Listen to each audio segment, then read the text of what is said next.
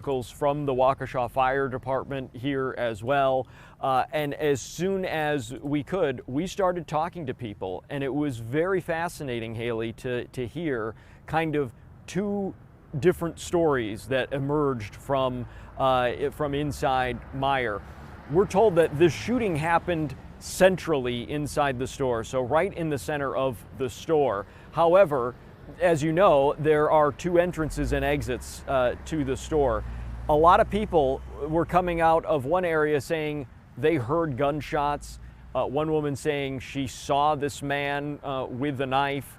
Another saying they had to step over and see a pool of blood on the floor as they were trying to exit. They were very frightened, and understandably so. Another group of people, though, were exiting that were in a different part of the store, really had no idea what was going on. One woman said she thought she heard gunshots, but she wasn't quite sure. Went about her business only to come out and be greeted by Waukesha police officers who were at those entrances and exits, getting statements from individuals. Last night, while we were live on the air talking to one of those witnesses, we panned our cameras and saw paramedics taking what we now know, what Waukesha police have now confirmed to us, was that 21-year-old suspect in the back of an ambulance. We noted at the time one thing that was very odd, which was he was upright. He seemed alert. He seemed to be coherent and speaking with the paramedics and was aware of what was taking place around him. There were some images that we saw that indicated that he was possibly bleeding from a leg or a knee. But obviously, when you kind of put this all together, Haley, a very frightening scene for a lot of people here who stopped after work to pick up groceries. Mm-hmm. One shopper said she was coming for school supplies. I heard from a very close friend of mine who said her mom was in the store buying Pringles for her grandson for a sleepover this weekend and had to just leave right away when she heard someone shouting, "We need to get out of the store." So, you know, people from all walks of life, all ages, being impacted by this in so many different ways. Yeah, I know some of the people you were talking to yesterday were almost shaking because, again, you don't know what it's like to live through a situation like this until it happens to you. And to your point, you're running into the grocery store thinking you're going to make a quick trip, and suddenly you maybe are one of the people who heard these shots being fired. Maybe you're not, but you're being questioned by police officers about what you've seen. It's certainly a situation you weren't expecting. Brett, as we talk about shots being fired here by a male officer, what do we know so far about him? So I will have to confer with my notes here. Is a 26-year-old male officer that is now on administrative leave, which is policy. This, of course, is being investigated by an outside agency, which is the MATE unit from Milwaukee County. That is all standard policy. We did speak with the police chief. We heard him last night during the press conference that we took live on air. I also had a chance to speak with him off camera immediately following that press conference. The chief reiterated that based on everything he's seen, everything that he's heard in speaking with the officer and speaking with the others that had responded, he said that this officer acted in according to training and policies that they have in place at the Waukesha Police Department, really being hailed as someone who, quite frankly, may have saved other people from being hurt by this individual with a knife. And again, as you mentioned here, everything the police chief had seen, there were body cameras that were worn during this, right, Brett? And obviously, I would imagine there's also surveillance footage from Meijer. That would be correct, Haley. Yes, City of Waukesha police officers are all equipped with body cameras. The police department did say, they did confirm that the entirety of this confrontation was captured on those body cameras. You are correct also in saying that there are security cameras at Meijer. We have reached out to Meijer. They did not really give us too many details beyond what we already know. But yes, I mean, as someone who has been inside this store myself, I can tell you that there are security cameras here. Obviously, we don't know if they were working or not, or if they were in an area that may not have had eyes on it. But even just looking at the exterior of the building, Haley, you can see perched on each corner. Of course, the Waukesha Metro bus goes by at the perfect time. You can see perched on each corner. There's surveillance cameras, so you have to believe that Waukesha police are looking at all of those videos, trying to get an understanding of what transpired right before these moments that officers responded and ultimately shot this 21-year-old man who they say had a knife. Yeah.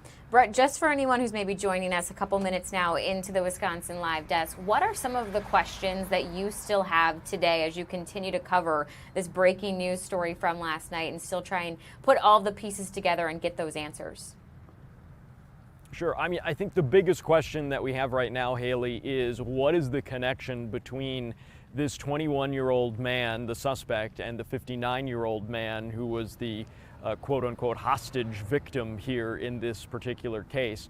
Waukesha police say they're still investigating that thread of information here and didn't provide any further details. But yeah, you have to wonder, certainly this makes it a much different story if this was a stranger to the 21-year-old, if this was someone who he just encountered while shopping inside Meijer.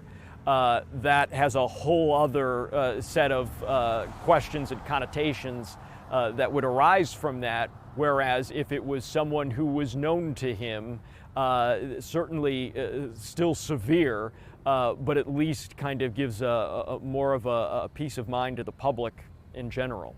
Yeah, absolutely. Brett Lemoyne here, continuing to report on the story that he first brought you last night about that hostage situation at the Meijer in Waukesha, ultimately leading to an officer-involved shooting. Again, Brett letting us know that suspect, now a 21-year-old male. They are not naming or identifying him yet, as he's still in critical condition at the hospital. That 59-year-old hostage was also taken to the hospital, is believed to, expected to make a full recovery here. But as Brett just pointed out, certainly we still have a lot of questions as to why this happened and if there are those connections. So we'll continue to check in with Brett as he tries and gets those answers. Brett, thanks so much for joining us here on the Live Desk. I know we mentioned reaching out to Meijer. So really quickly, I just want to pull up the statement that we got from Meijer regarding this officer-involved shooting that happened at their location. They say, we appreciate the quick response from local law enforcement to yesterday's unfortunate situation at our East Sunset Drive store. We have reopened this morning so that we can continue serving the community. So again, not providing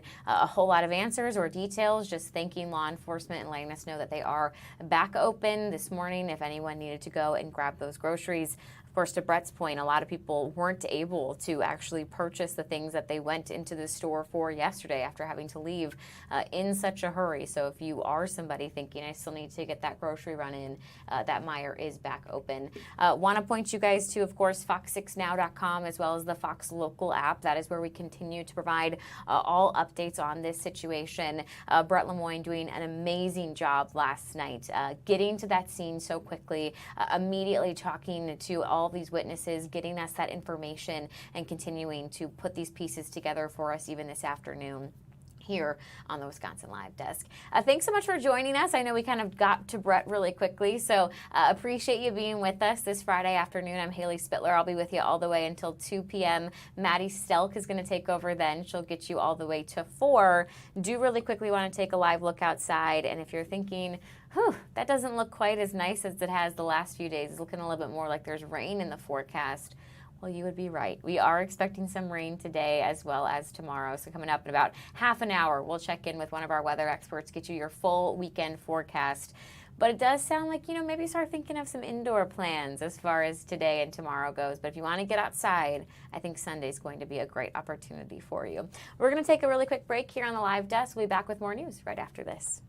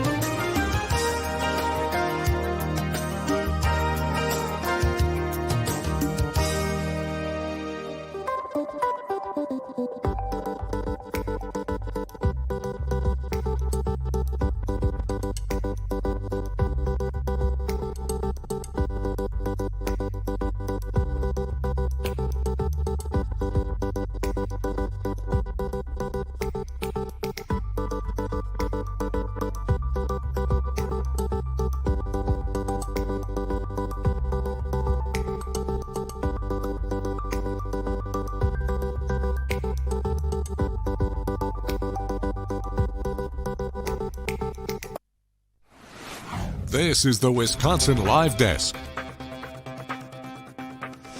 Hey everybody, welcome back to the Wisconsin Live Desk. Haley Spittler here with you at 12:17. We will take another live look outside. We're again not looking quite as nice as it has the last 2 days. We are expecting some rain, but the good news is that we are not expecting anything like the storm system that we saw on Monday. Of course, that really became our big story this week here in Milwaukee County and our nearby areas in southeastern Wisconsin. We really escaped the severity. We had more of just that strong thunderstorm roll in, but up north, as we've talked about Fox Valley, Menasha and Appleton and Neenah, they were hit hard by that EF3 tornado. We've had several of our crews go up there this week and just cover the widespread devastation and destruction, but also now the aftermath, that recovery, the people coming together, lending a helping hand, helping each other out to try and get back on their feet as quickly as possible. And we are even seeing that from the Caviani Baseball Training Club. So I want to bring in Rick here. Rick, for starters, I mean, tell me kind of your reaction to that storm. I know you're up in Little Chute, weren't hit quite as heavily as some of those other areas, but what was that like on Monday? Yeah, it seemed to hit really quick. I was sitting right here in my office when the storm rolled through. We had a couple of notifications on phones, and you could really, tell it was getting dark. And I was on the other side of town, and my building shook here, but we didn't really know the devastation until 2 or 3 hours later, and it was sunny by then, so it hit really quick and just came out of nowhere, it seemed. Yeah, and obviously as you started to see some of the images and videos of those areas hit so hard, I think of Menasha and just the destruction we've seen there. I know you kind of asked yourself, well, what can I do to help? And that included turning your facility into a temporary shelter. Tell me more about that process. Yeah, Monday night I was at home with my wife, and we started to see some of the drone footage and places that we had been to, and some of the restaurants and places that we've been. And it just, I don't know, it just kind of hit me. This time of year is our slow time with our indoor building. And I kind of looked to my wife and I said, just let's open our doors to anybody that may need to use it. We've had a few families stay overnight, but I think that the biggest impact here was we had so many people just even within our own program here. We have about 130 families roughly. And everyone was messaging me and dropping things off, from toilet paper to diapers to food, microwaves, a little bit of everything. And it came together pretty quickly. And it was a really fast 48 to 72 hours. And actually about 45 minutes ago, everything is now out of our facility. We actually had, and I apologize because I forget the company that dropped off brand new mattresses. I think we had 10 to 12 brand new mattresses. All of those are gone. So it's kind of been a whirlwind, honestly. But everything is out, and based on what I've heard, we're probably going to do something again, because this is not a temporary rebuild here. It's gonna be months and months.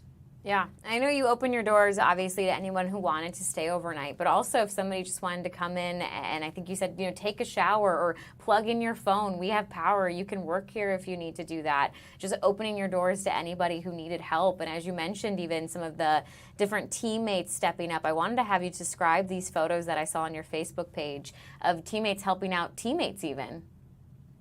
Yeah, one of our players there, they just moved here actually from St. Louis, Missouri.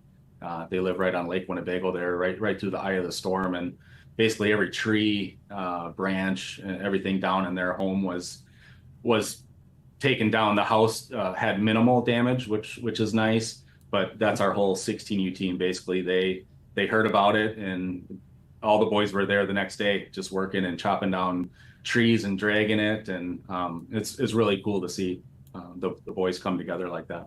Yeah, I mean, what does that make you feel? Obviously, as a baseball coach, as an organizer here, obviously you always want your players to do well on the field. Those stats do matter, but to see who they are even off the field, helping each other out here. Well, sure. We have a thing in our program. It's called #HIT, and a lot of people think it's just about hitting a baseball, but the H in HIT is about humility and thinking about others before yourself. It's really important, and to see those boys put that into action, there's nothing better for a coach than to see that. Yeah, absolutely. You guys kind of shifted from the shelter to also providing care packages. How can people help out if they want to join kind of your efforts here? Yeah, I would just say reach out to me. Like I said, about less than an hour ago, all of our packages are gone. We had over 150 care packages with various things, and I think we're going to probably do another one or two of these. So just have people reach out to me on our website, CavianiBaseball.com. My phone number and email is on there.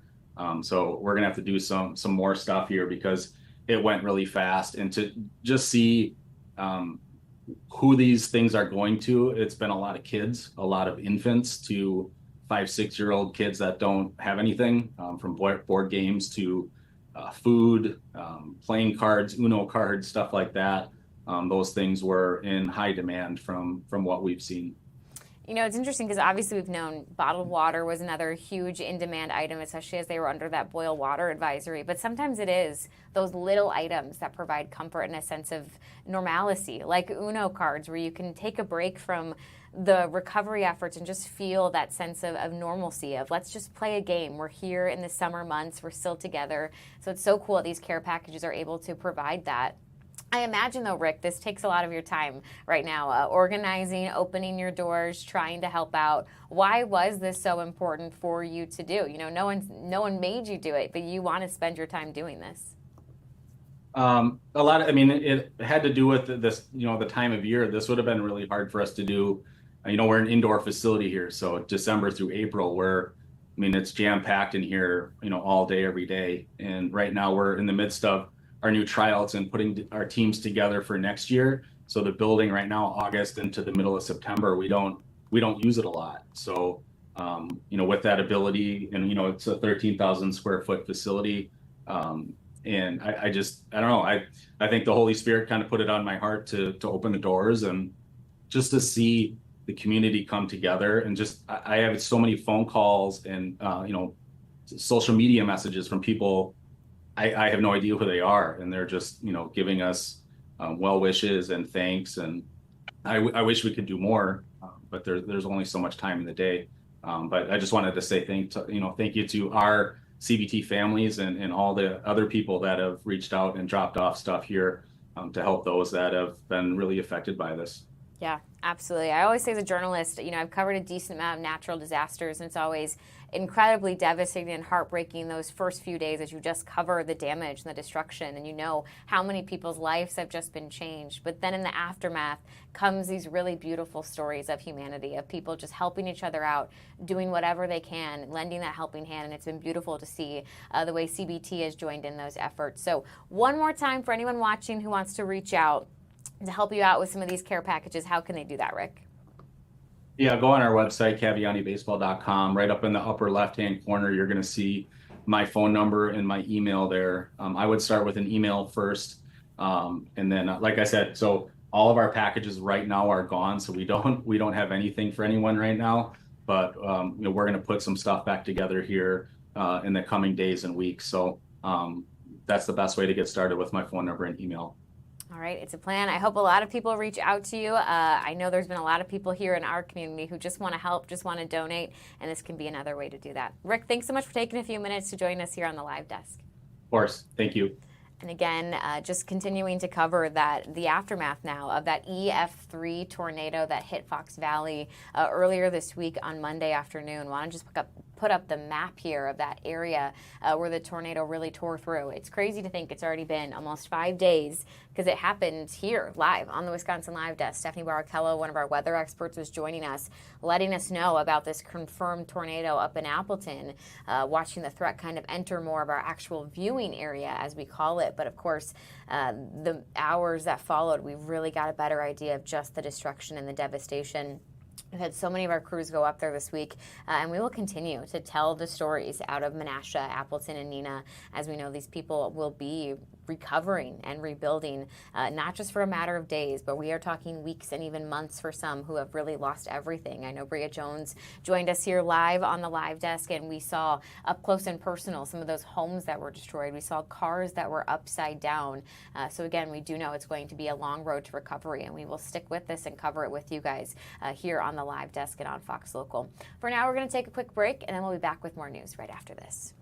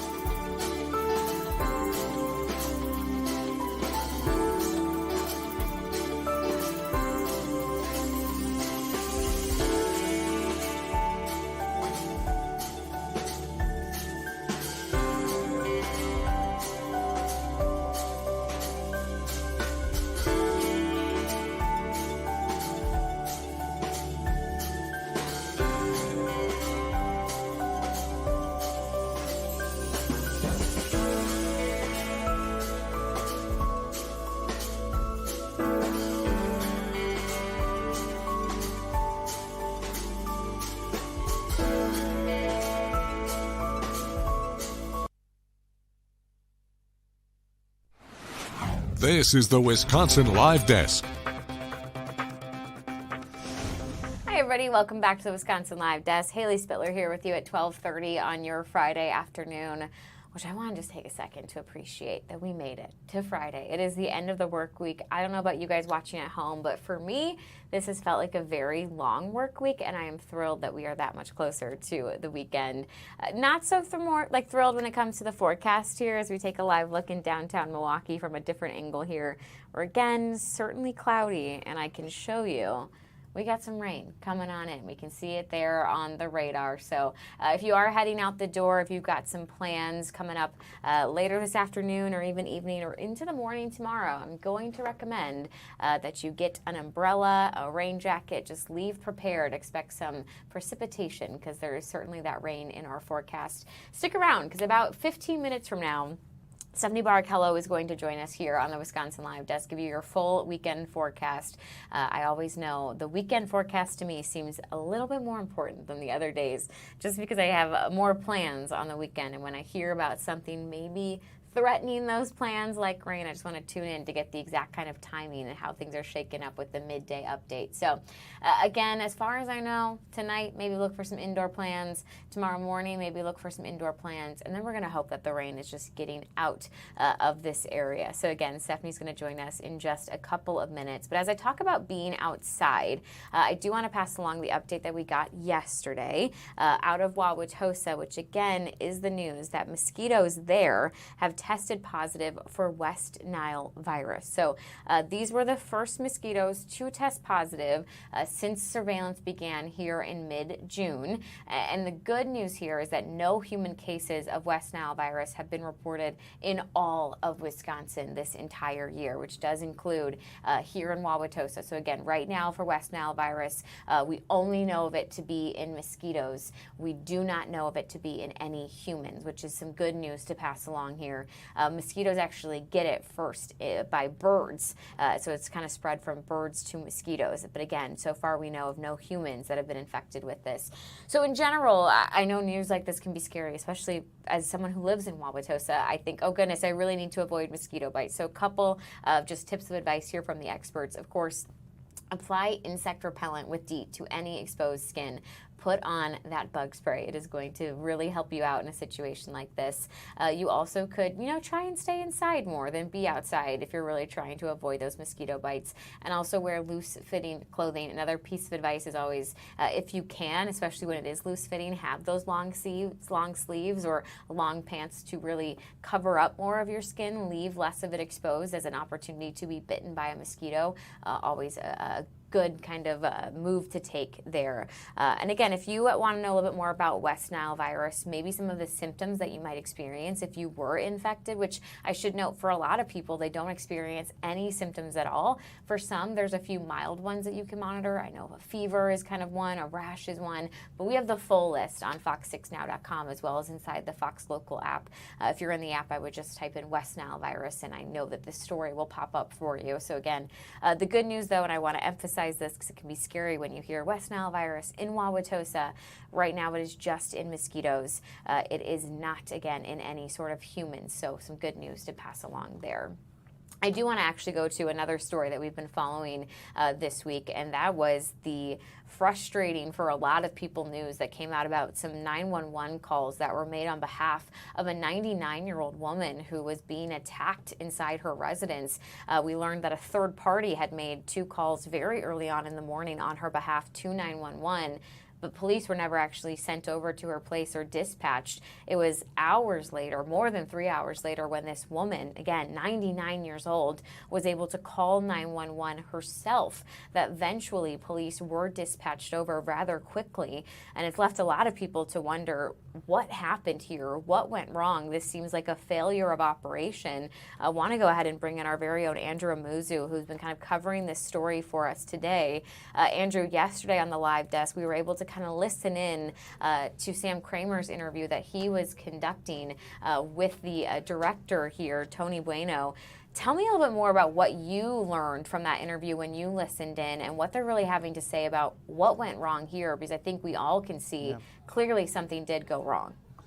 Yeah, there's a lot of different aspects of this entire situation where you can point to, okay, how does that happen? How is that going to work? Is there going to be a policy change? Which is one of the biggest things that Sam asked the Tony Bueno, the director of the city emergency communications department, especially in regards to how they go about how fast they are moving, but also making sure that each emergency is being handled properly. The biggest thing, something that stood out to me, was that the first 2 calls from that third-party servicer, which we did just get a criminal complaint in the newsroom just minutes ago, and then we also got a mugshot as well. But they did confirm that that was a life alert system. So those 2 initial calls were classified as just a welfare check, which they do have a significant or a certain ranking, I guess you could say. That's sort of how Sam described it as when it comes to different types of emergency responses. That is ranked at a number 3, which means that there isn't any immediate emergency response. But if it was at least a 2, and of course a 1 is the highest ranking, but if it was a 2, there would have been that immediate response. And so I thought that was very interesting. I was able to sit down with Tony Bueno for about half an hour, just asking him those direct questions about that. But he even admitted as well, Bueno himself, he's frustrated with how things went as far as the emergency response, especially when it comes to this could have been prevented. He even admitted that after initial review of the footage and after initial review of the audio, that there was an emergency at hand. As a result, 2 employees are on administrative leave, which of course is typical protocol for them. They said that this is not a final finding at all, but they said that this investigation could last about 1 to 2 weeks. So definitely, I think as far as many investigations that we tend to cover, this might be a quicker turnaround, but these employees are on administrative leave. As they continue to look through the audio, hear different stories from different sides of course, but they definitely admitted that there was an emergency at hand. Something else that we learned is that Sam mentioned it yesterday, that these positions, these universal call takers, are entry-level positions. And so they did mention in the interview, the department, specifically Mr. Bueno, that there are team leads and supervisors on the floor helping these call takers, but they are entry-level, and they do have to work pretty much against the clock. Of course, when you're getting information, when there's an emergency being involved, you have to operate very fast, but they are being compared to national standards as well, and constantly trying to find ways to be quicker, process the information, and being able to get it out to the Milwaukee Police Department or even Milwaukee Fire as well. So definitely a lot of time that they're being used, but that's what prompted Sam to ask the question, at what risk are you taking if you're trying to be so fast in processing and gathering this information that you might risk accuracy? Yeah. And so they said that they can do both and that they're working on it, and that they're continuing to review their policies. Yeah, as you talk about these universal call takers, they're essentially all getting the phone calls, and then they decide who it needs to go to. Is this fire? Is this police? Is this emergency personnel? And yes, speed does matter. I mean, when you talk about emergencies, Andrew, sometimes it's seconds that matter, not even minutes. Right. So they do want to respond here quickly. But obviously, with the speed of these phone calls that were answered, specifically these very too early phone calls, which you are now confirming were from Life Alert on behalf of the 99-year-old woman, something got misclassified, and I believe you said they were kind of classified as a welfare check, which would be lower on the totem pole of priority. Was there any answer as to how you can hear a 99-year-old woman and you could hear her in the background and think, oh, this is just a welfare check? Well, I believe it mainly could have just stemmed from that Life Alert situation. Now that I don't have a specific answer. Maybe Sam might have a better answer in that regard. But even in that audio that we've been playing for a while now, it's actually kind of a little bit difficult to sort of make out the words of what she is saying in that audio. Of course, that is during the time where the suspect was at the residence at the time. And so definitely something that we're going to continue to analyze as well. But it was kind of difficult to make out what she was saying during that time. So we definitely tried our best. And of course, viewers' discretion whenever we did play that audio. But Haley, I know we just got the criminal complaint. I took some notes as well as far as, what we're learning right now. Yeah. And of course, we'll have additional information later on today. But the biggest thing is that we're learning that the person that was charged is Joseph Macias. And this happened on the south side, towards the southern end of the city. Currently, right now, he's being charged with 3 felonies. First one, battery to an elderly person, intended to grant bodily harm, the first degree reckless injury, and burglary to a building. And so it does say on CCAP that he made his initial court appearance at 8:30 this morning, actually. And so definitely something that we're going to be continuing to follow. But as far as some of the key details, made sure to write them down here. Police did confirm that, and we've been saying this all morning long, that they got to the area around 8 a.m. Now, that first call was made around 5:15, 5:16, the criminal complaint says. And so almost 3 hours after that initial call, which sort of kicked off this entire coverage that we've been doing so far on this story. So according to the criminal complaint, a police officer who showed up at the scene saw Macias lying on the floor in the living room. And so that's when Macias was eventually arrested. Prosecutors say the elderly woman did have a lot of bruises. I won't get into the details as far as those bruises. A lot of them are graphic. And so, there were a lot of bruises from head to toe, face, arms, legs, you name it. And they said that it was even difficult for that woman to speak because of just how badly bruised she is. They say at this time she is still being hospitalized, and there's no current update about her, or status update of her injuries, but she is still hospitalized at this time.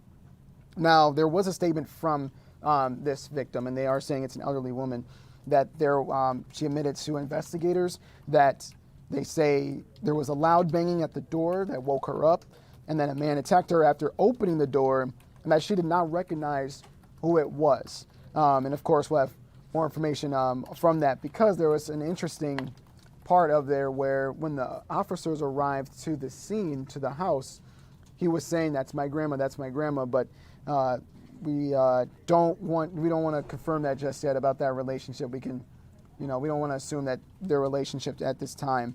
As of right now, remaining hospitalized right now with that elderly woman, but also during an investigation with investigators, during an interview with investigators, Macias also said that he wrote an apology to the victim, that he admitted that he is not innocent. He also, investigators say that he admitted to drinking heavily at the bar beforehand. Something else that's interesting, his date of birth is July 31st, which that would mean that today would be his birthday.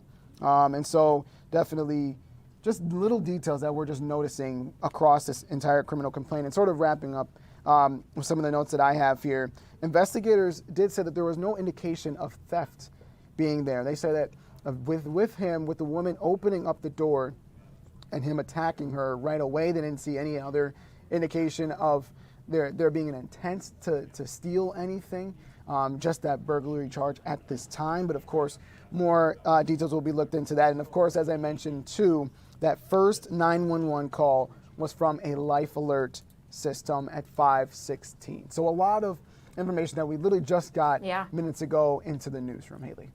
Andrew, a lot of clarity here. I know, as we've said, a third-party, system and service. A lot of people had questions as to what exactly that means. So even just having the confirmation now that it was Life Alert who was contacting 911 on this 99-year-old's behalf provides clarity. Certainly, as your point here, we do know a man has been arrested and now is facing charges for this attack. And again, we will absolutely continue to follow this and provide updates in our afternoon newscast and just here on the Wisconsin Live Desk. As for those two 911 operators on leave, we also learned, Andrew, that in this investigation, the results could be, okay, they need to be retrained, all the way to they need to be terminated and lose their employment over this. Again, that investigation underway. So something we will continue to follow and provide updates for right here on the Live Desk and on Fox Local.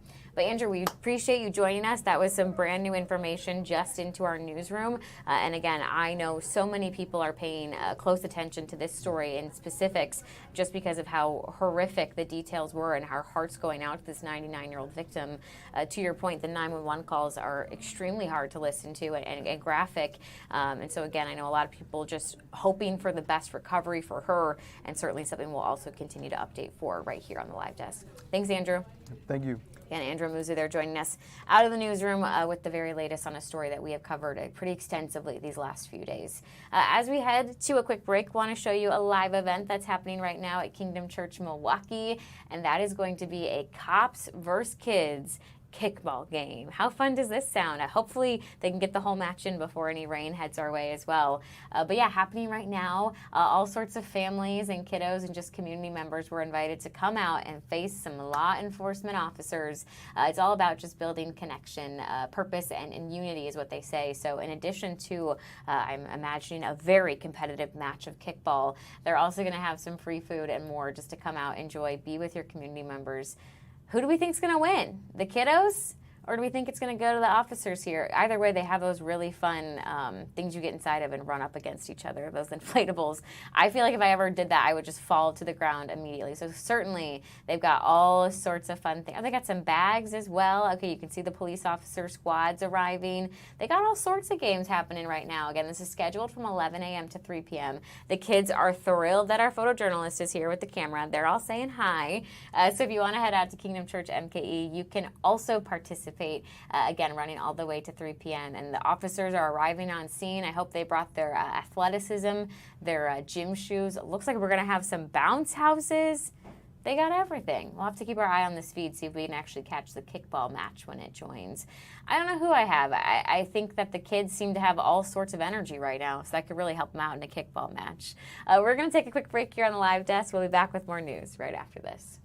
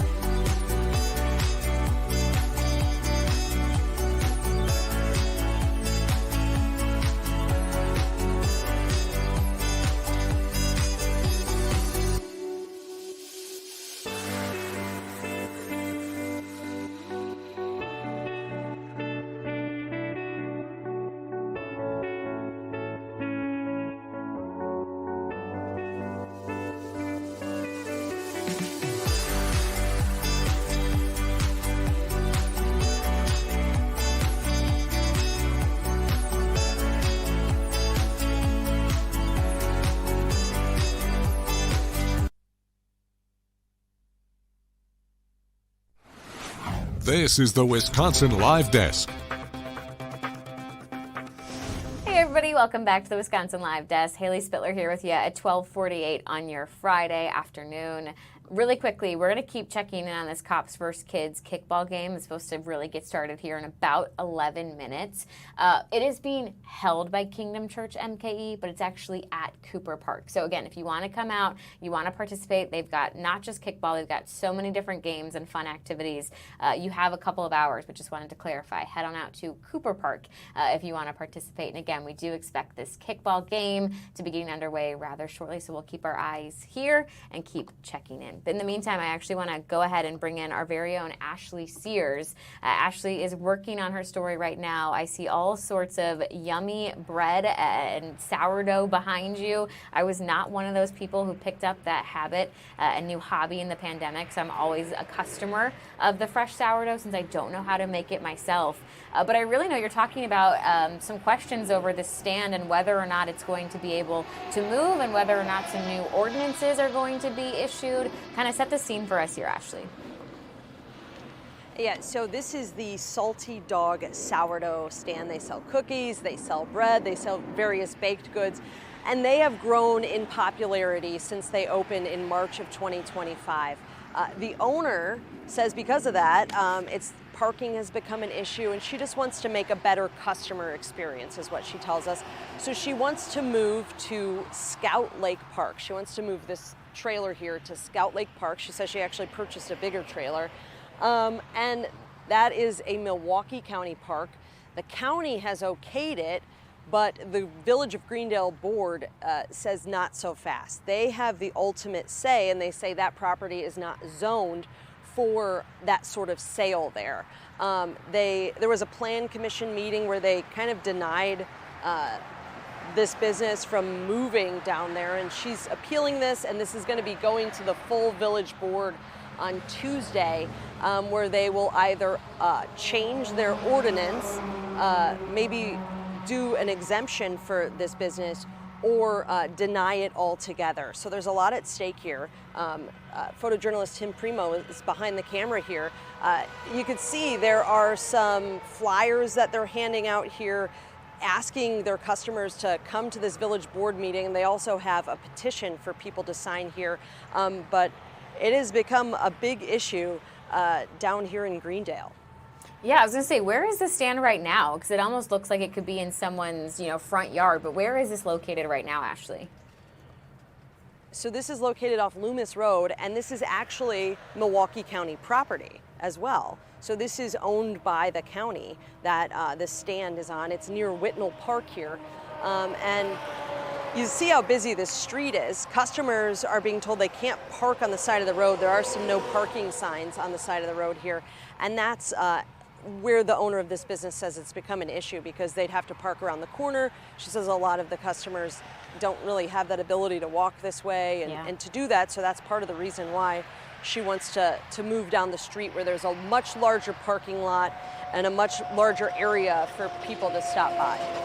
Has she said, Ashley, how this could negatively impact her business if she isn't able to move, if they do prevent her with this kind of new zoning ordinance that they're considering? So right now she actually has a permanent permit to operate here. So it wouldn't shut down her business, but she doesn't want to operate here anymore. So she says she wants this business to grow. She wants her customers to be happy. And she declined to do an on-camera interview with us until that village board meeting takes place at the advice of her attorney. But we did speak to some customers out here who said, they want this to grow as well, and they don't want this place to shut down or anything like that. So there is concern about what this could mean if the board denies that zoning change. To your point, we can hear steadily through this entire live hit with you that traffic just rushing by. And so to your point, very busy road here. Not a whole lot of options when it comes to parking. You also pointed out kind of the flyers that she had, the ask of attend this meeting with me next week, sign this petition. Does it seem like she is getting a lot of support from her customers who also want to be able to see this stand move locations? Absolutely, yeah. Many of the customers that we spoke with, said that they fully support her here. She said that they sort of operate on a community base. She puts this up to them, like, should we move to private property? She said that they didn't want that. This is not what the community asked for. So she takes that feedback very seriously, and that is why she wants to move, and the customers do support that. Okay, also, I gotta ask, because we have now seen 3 customers stop by in the last 3 minutes. Is this how busy the stand has been for you when you've been here at news gathering? Because clearly the sourdough has to be amazing, actually. This is a busy stand. Yeah, it's a busy stand, and when we were out here, so it opened at 11, it's a pop-up today. So they normally operate on Saturdays and Sundays, open at 1 o'clock until they're sold out. But today is a pop-up, and the owner has actually already come out and put more sourdough out there since it opened at 11. But I do have to tell you that it has been extremely busy, and you can see for yourself there that a lot of the product is already gone. And the neat part about this place is this is all self-service. So there, you see there's no cashier here. There's no one taking the money or the Venmo. This is an honor basis here. How's it going? And she says that's kind of the cool part of that. This is a unique business that you don't see often in areas like this, maybe out in the country, but this is in the middle of Greendale off a busy street, and that is why she wants to keep this open and going. Yeah, I almost feel like I should be asking you to grab me some just because I'm getting FOMO that it's going to sell out before my eyes. So I have to ask, have you been able to try? Yeah, Ash? Oh, I was going to say I'm a little embarrassed to tell you, Haley. I don't have any cash on me, and this might seem odd, but I also don't have any of those cash apps, Venmo, Cash App, PayPal, and I rely on my husband to do that. So he's not here. Tim Primo says he only has $1, so I don't know, maybe we should stop by an ATM or something. Maybe you should, or you know what, send me the Venmo. I have Venmo. I'll send her the money that we need so that we can get you some sourdough so you can try it. All right, let's do it. That's the plan. Especially because I saw one that said it was like chocolate chip espresso sourdough. Is that a real flavor? Yeah, that's been the most popular that we've seen here. Chocolate espresso sourdough. Okay, that sounds Everyone we've incredible. talked to has bought one of those. Okay, Yeah. Noted. All right, well, send me the details, $16, heading that way to that Venmo so we can try it and get the full review here. But Ashley, of course, you said Tuesday was the meeting that she's going to be at and is asking all of her kind of customers to show up and support as well. Yeah, that is Tuesday at 6 o'clock at Village Hall, and that is the Village Board meeting that's happening there, where some sort of decision could be made. Yeah. Again, Ashley Sears reporting for us live outside the Salty Dog sourdough truck, where now we are all hungry. So thanks for that, Ashley, but also an important story as she talks about that zoning ordinance. So Ben Handelman, if you are watching right now, you need to go meet up with your wife, Ashley, with Venmo in hand so that she can get some sourdough since she does not have that on her phone herself. I'm sure Ben's watching. He loves Wisconsin Live Desk. All right, we're going to take a quick break here. We'll be right back with more news after this.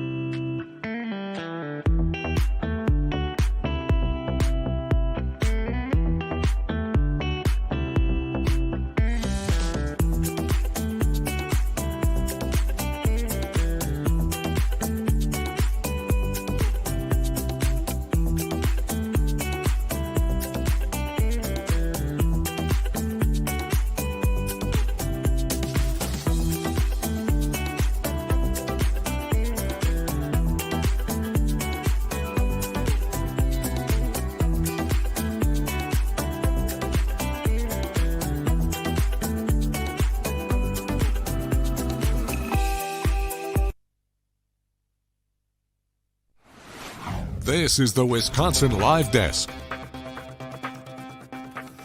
Hey everybody, welcome back to the Wisconsin Live Desk. Haley Spittler here with you at 12:59 on your Friday afternoon. We'll take a live look outside from our Esterbrook camera where, I don't know, I kind of want to go wah, wah. Not that pretty out there right now. And I did notice American Family Field has their roof closed. Brewers aren't home right now, but I imagine they're just trying to keep that field dry in the meantime because, yes, rain, it's in the forecast. It's on its way to us.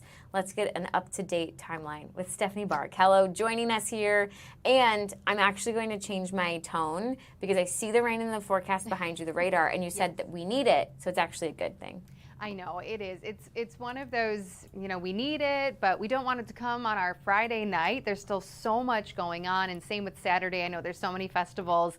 We do need it. It's a welcome sight, but again, I know it's not enjoyable for everyone. Also making it maybe just a little harder to get through this Friday. Seems like it might be taking a little more time with the fact that we don't have that beautiful sunshine, but just know that it really is a positive thing for our area. We are desperate for more rain, and this is the type of rain, as we talked about yesterday, that is the most beneficial. If you remember on Monday, yes, we picked up a record amount of rain, just below 2 inches in Milwaukee, but the ground was still so dry and it came so quickly that a lot of that was run off. So the good news is that with this slow and steady rain lasting through the night tonight, number one, it's likely going to amount to much. We could see another inch or so of accumulation in some communities, and it really will help out. It's not quite to Milwaukee just yet, but it is moving in. Beaver Dam, Watertown, Fort Atkinson, all the way down to Lake Geneva, soon to be Waukesha, seeing some of this light rain, and it will start off light as well, but it is maintaining, you know, its widespread feature here. It's not becoming scattered, which I actually thought would happen as it moves in. It is a light, steady rain, though, so once it's here, it's going to stay, likely through the remainder of the evening. Our low pressure system, again, just out towards the west. Sorry, I have this looped so you can see the fronts updating, but this just shows you, even as this low pressure moves eastward, we are going to get in on all of the wraparound rain that's in Minnesota. So this is the first batch that we'll see, and then everything that's up towards the north will just continue to sink south through Iowa and then move our way, even as that low pressure system starts to move out towards the east. Now, it's starting light initially, but I do think later tonight and maybe early Saturday morning, we could see it picking up a bit. So some moderate, even heavy pockets of rain at time, not completely out of the question here. We could still see some embedded thunder and lightning, but it's not looking terribly likely at this point in time. That's also the benefit to this rain. You know, it's been a while since we've had just a rain chance. Most of what we've seen so far this summer has come with severe weather and flooding. So again, just, you know, another benefit to the fact that we have this system working its way through. Now, this is from the Weather Prediction Center, one of the products that they put out for us. This is their heavy rain outlook, which we don't show terribly often because most of the time we're focusing in, again, on a severe weather threat. But with the rain that's moving in tonight, as we have the potential for it to pick up a little bit, notice how most of southeast Wisconsin actually in this level 2 or slight risk for some heavy rain. So impressive that it's coming in more so as a soaking rain, not necessarily with the severe weather threat, but it could absolutely pick up heading into our late evening hours. So it's really not going to be the best night to be out and about. I know that hurts considering it's our Friday evening. If you are going to be dodging the showers, just make sure you bring the umbrella or keep that jacket with a hood handy because we are going to need it. In the next hour or so, even the lakeshore will finally see some of this rain, and it will likely be widespread here throughout at least your evening hours. Overnight tonight, it continues, and same with Saturday morning. With the fact that this low pressure Saturday will be east of us, most of what we see really will be wrapping around the backside of the low pressure. I just want to stress that lakeshore communities, this may end up lasting a little bit longer into our Saturday. It's actually trending a little later, maybe even into Saturday, you know, mid to late afternoon. I do think if it lingers that long, it's going to be one of those pesky situations where it sprinkles or just a little bit of drizzle from time to time, and more so just hugging the lakeshore. The good news is that Sunday is still expecting to be a dry day with a mix of clouds and sunshine. Wind is really going to pick up behind the storm storm system. So Saturday on into Sunday, expect wind gusts to be 25, maybe even 30 miles per hour, and then cooler temperatures. But at least it's a split weekend where dry conditions are expected the second half of the day, or second half of the weekend, I should say. Now, it is very possible, this timed out for me. It is very possible that we see some spots approaching 1 full inch of rainfall, if not even a little bit more than that. So when I continue to say beneficial, that's what I mean. That slow, steady rain that will still amount to maybe an inch in some spots, lesser amounts in a handful of other communities, maybe half an inch to 3/4 of an inch. But with the fact that this is going to stay with us even through tomorrow, it is going to bring in a decent amount of rainfall. At the very least, our grass will be happy, or our flowers, or our vegetable gardens. I know I even told my children we can go play in the rain later on this afternoon, because we are very much an outdoor family during the summer. So I know it's going to be hard for them to not be outside today. So we'll just put on the rain boots and go have some fun, right? Parents, you know what I'm talking about. Temperatures from here, obviously not going to climb anymore. Once the rain is here, we're going to begin to drop. It is very muggy, but temperature-wise, we'll hover in the 70s and then eventually the 60s tonight. Look at the temperature change also for Saturday into Sunday. We are going to drop, but these are inland area temperatures. So, for example, tomorrow, but even Sunday, temperatures could be in the low 70s in Milwaukee and near Lake Michigan, thanks to that strong breeze off of the lake. And tomorrow, of course, still thanks to some of the lingering rain. So we're going to have a couple of cooler than average days, which again is nice every once in a while, right? To get a break from some of the real summer heat and humidity that we've had as of late. Then we're looking at near normal temperatures by Tuesday and Wednesday, those low 80s where we should be for this time of year. We may drop again behind a storm system Wednesday, but overall next week isn't looking too bad. I mean, 70s for the first day of the state fair, we will take it. However, it does look a little muggy. We'll see. That'll be more so on the backside of a storm system that we could see the middle of next week. Dew point wise, we'll stay a bit muggy today and tomorrow, then get better early next week. And then Wednesday will be our next chance for rain after this storm system. So that again could keep dew points just a little bit on the higher side than through the rest of the week. But at this point in time, I know it's a little early to talk about the state fair. That will be in our forecast for tonight. I do think Wednesday brings the rain chance. So that would be great news for next Thursday. Kind of get the rain out of the way before the state fair kicks off. And honestly, I'm thrilled that it's going to be raining tonight, because I wanted nothing more than to stay home, stay inside like Netflix. And now I feel like I can do it guilt-free. I have at least one movie and one show that I have been dying to watch, and I am not a TV watcher, so this is big. This is big. I got my bottle of wine. Oh, yes. Got my pick of the TV shows for tonight. I love that. I might buy the book on my Kindle that I've been thinking about getting and just stay home and read. See, it's nice every once in a while, because summer is just so go, go, go. I do really feel for everybody who's trying to get out and, attend an event. I know that takes so much planning. Yeah. But it's nice to have a break. It is. Again, it's just like the guilt-free, where I don't have to think like, oh, I should be doing X, Y, Z, but no, actually I shouldn't, because it's pouring rain, so I'm just going to stay right here. Exactly. It's a plan. All right, thanks, Steph, for joining us. I know we'll get to another check of the weather coming up in a little bit.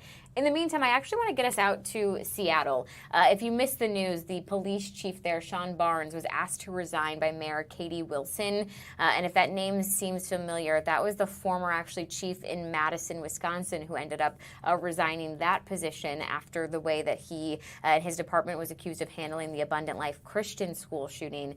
Again, the mayor asking the chief in Seattle to resign because of the response to a mass shooting earlier this week that left 2 people dead. So again, learning kind of the plans here for a new police chief in Seattle, and we'll go ahead and listen in together. I hope what you're hearing from Interim Chief Sales today helps you understand the confidence that I have in his leadership. The safety of people in this city is our first obligation, and we are ready to meet it this weekend and every day that follows. Now I want to talk about how we are moving forward to find a permanent chief. Permanent search will focus on someone who drives operational excellence and leads organizational change. About the process, we will be moving forward with urgency to begin a search for a new permanent police chief. The process for selecting a new permanent chief is set by the city charter, and we will follow that process with the transparency and community engagement the city deserves. We have let Councilmember Kettle know about our intention to partner on this search, and I look forward to working with him and the council on this process. It is a rigorous process with multiple layers of accountability, and that is exactly as it should be for one of the most consequential appointments a mayor can make. What the charter requires is a floor, not a ceiling. And I'm committed to making sure that the people of Seattle have a genuine voice in shaping what we are looking for in our next chief, and we will build real community engagement into every stage of this search. The people of Seattle deserve a voice in this selection, and I'm committed to making sure they have one. The chief will be accountable to the communities of this city, and that means the communities of this city need to be part of choosing who leads this department. As we move forward, we will be announcing a search committee that reflects the full diversity of Seattle, bringing together voices and stakeholders from across our neighborhoods and communities. We will build a meaningful engagement process into this search so that residents have a real opportunity to shape what we're looking for in our next chief. I want to say a little bit about what I will be looking for in a new permanent chief. I will be looking for someone who can be an effective leader of our police department from top to bottom. In particular, that means listening to and building relationships with the people standing behind me, the experienced and dedicated people who are leading our officers on the ground in neighborhoods across our city every single day. I will be looking for someone who can earn the respect of our police force while also leading needed changes to culture and protocol in a way that is firm and fair. I will be looking for someone who can practice clear communication in stressful situations. I will be looking for someone who is consistently present in Seattle, keeping travel to an appropriate minimum, and who also ensures that when they are away, there is sufficient SPD leadership in town to guide our city through any emergency. I will be looking for someone who can navigate the inevitable criticism that comes with this job and who can course correct with grace when needed.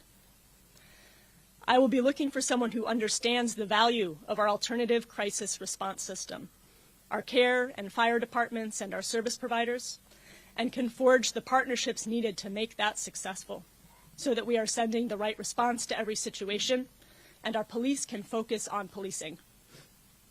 And I will be looking for a chief who moves in strong partnership with our accountability agencies to ensure effective policing in our city and active pathways for community feedback and input into how SPD approaches its work. We have work to do to reduce gun violence, to support our youth and keep them out of harm's way, to make sure that every neighborhood across our city feels safe and is safe. I know we can do this, and I know how important the relationship between my office and SPD is to our success. Despite the challenges of this moment, I feel deeply hopeful about the future of our police department and of public safety in Seattle. I believe that the vast majority of people in our city want the same thing. We want a response to public safety problems that is both compassionate and effective.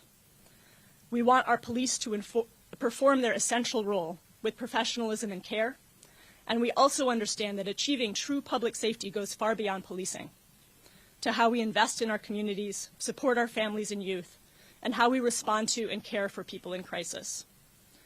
I believe that we can make great progress, and I am looking forward to working with Chief Sales, our police department, our city council members, and everyone in communities around Seattle to make this happen. Thank you.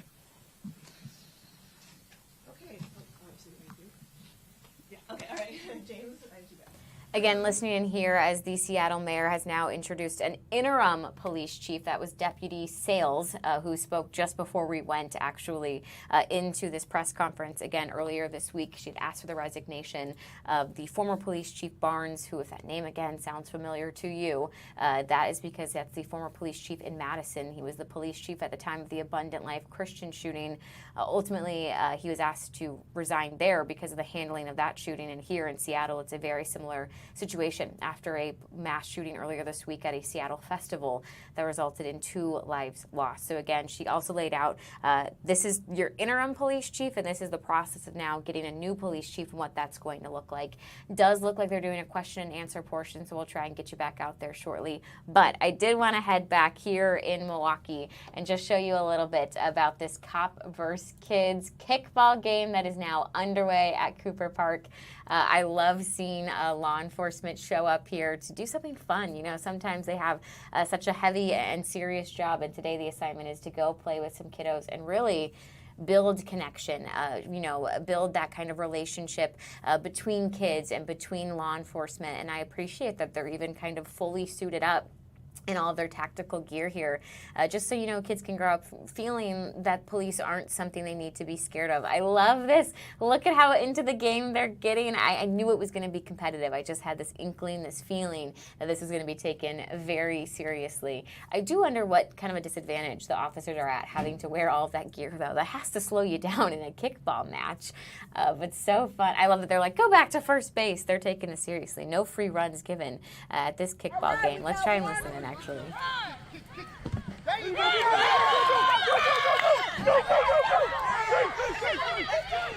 Oh, go to second, they say. Don't stop at first. Oh my gosh, she's going for the triple, you guys. She's going for the triple. I think she's safe. She's going home. Are we catching a home run right now?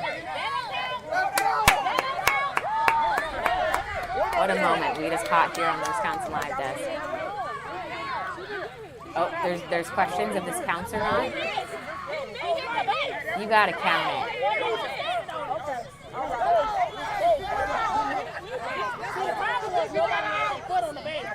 Again, this is Cops vs. Kids kickball. It's organized by Kingdom Church MKE, happening right now at Cooper Park. It's a competitive game, and I knew it was going to be. I could tell the kids were going to take it seriously. I knew the officers were going to take it seriously. We'll have to see who walks away the big winner here. They've got two teams going on. Not playing, it's not, I don't think it is Cops versus Kids. It looks like it's truly teams made up of cops and kids taking away the competitiveness now, whatever that jump just was by that officer trying to get that kid out at first. This is entertaining. And I think we have another, collision. Delaney, you and I are not cut out to play in this game. This is tough. Also, that kid just took that like a champ. He just got smacked with the ball and pushed down. He had no reaction. No reaction. I love that he got right back up. I'm not sure we'd be too good in the kickball game. No, also we would run scared of getting hit. First of all, we wouldn't be going full force, and then I would be done as soon as you knock me on the ground. But no, they're having so much fun out here. This is the officer that just had that jump move by first base as well. Thoroughly entertained. Again, kind of kickball is just the first game they're playing. We saw bags set up. I know we also saw that there was going to be some bounce houses. So there's all sorts of games. But I do love seeing this kind of connection right here happening between law enforcement and between these families and kids and just community members playing a kickball game. Okay, it looks like maybe this inning has ended. We really appreciate our photojournalist, Liam, kind of getting his camera up so we could look for a couple minutes at this game. We'll have to try and get some results coming up in a little bit, but that was thoroughly entertaining. In the meantime, I do want to get us back out to Seattle before we take a quick break, as we are getting question and answer session now on that interim police chief being named, which again, I just know there is some interest in this story with that Madison connection, so we'll go ahead and listen back in here together. There was a miscommunication between departments that led to that tool not being used when it actually would have been a good tool to use. So I think there's a lot of things that we can learn from and how Sunday unfolded, and we're really committed to moving forward in a better way, and this leadership change, I think, will facilitate that. Yeah, Madam Mayor, members of the public are telling me that it appears, the optics are, that you are making Chief Barnes the fall guy for missteps that happened after Seattle Center shooting, including the 5-hour lack of information, except for a statement from your office which contains errors. What do you want members of the public to say? You'd make him the fall guy. I do want to actually switch gears here. There's a live event happening in Seattle. I want to get us out to a live event happening right here in Milwaukee. As you can see, we have Senator Tammy Baldwin joined here with Milwaukee Mayor Cavalier Johnson, and they're actually addressing something that we saw happen right here on the Wisconsin Live Desk, and that is continuing the conversation between Vice President J.D. Vance and Milwaukee when it comes to elections. So we've been told that there's been an offer made to Vice President Vance to speak with election officials and see kind of the security measures and the accuracy that Milwaukee says they have in place in the election kind of system here. So we want to just get you some of these comments being made right now by Senator Baldwin as well as Mayor Cavalier Johnson. So we'll listen in here together. In our state. So our elections are safe, they are secure, and there's really no evidence to the contrary. But we have right now a situation going on where all of that is being brought into constant question. We have a president who has been engaged in a conspiracy theory, really starting with the 2016 elections, but certainly he is obsessed with what I've called the big lie with regard to the 2020 elections. He insists that that election was somehow stolen, and it actually led to the January 6th insurrection. I was in the Capitol, in the Senate chambers, when people stormed the U.S. Capitol building, instigated by Donald Trump. When I think about Wisconsin, Joe Biden won Wisconsin in 2020, and that is indisputable. Mm-hmm. Milwaukee County had a recount. There was a nonpartisan audit that confirmed that there was no widespread fraud in the state of Wisconsin. But Trump is now reheating those lies. He took to prime time to do a national address 2 weeks ago to once again draw question to the 2020 elections and to sow conspiracy regarding the future elections. In the last 6 months, Donald Trump has made 107 claims that the 2020 election was stolen. This is a man obsessed. His administration, meanwhile, through all of its range of choices, is making life more expensive for all of us. Whether that's the cost of food or filling your gas tank, whether that's access to health care, housing, his war of choice, his tariffs. So many of the choices he's making is making life more expensive. But when he takes to prime time to talk to the nation, what does he talk about? Drawing doubt, casting forth new conspiracies about the conduct of the 2020 election. Meanwhile, he's using that to pivot to the elections that are upcoming. He has threatened at various times to send federal agents to select cities at election time around polling stations, including ICE agents that could have an incredibly chilling effect on people who are wanting to have their votes counted and their voices heard in the next election.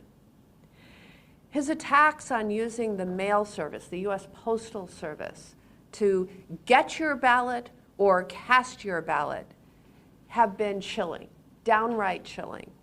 The idea that he would sign an executive order saying you cannot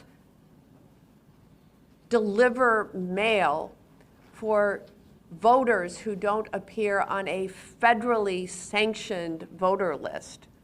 By the way, we don't have nationalized elections. We have local people administering our elections and maintaining those registration lists. But that's what he's proposing to do. Thankfully, there are courts now scrutinizing that executive order.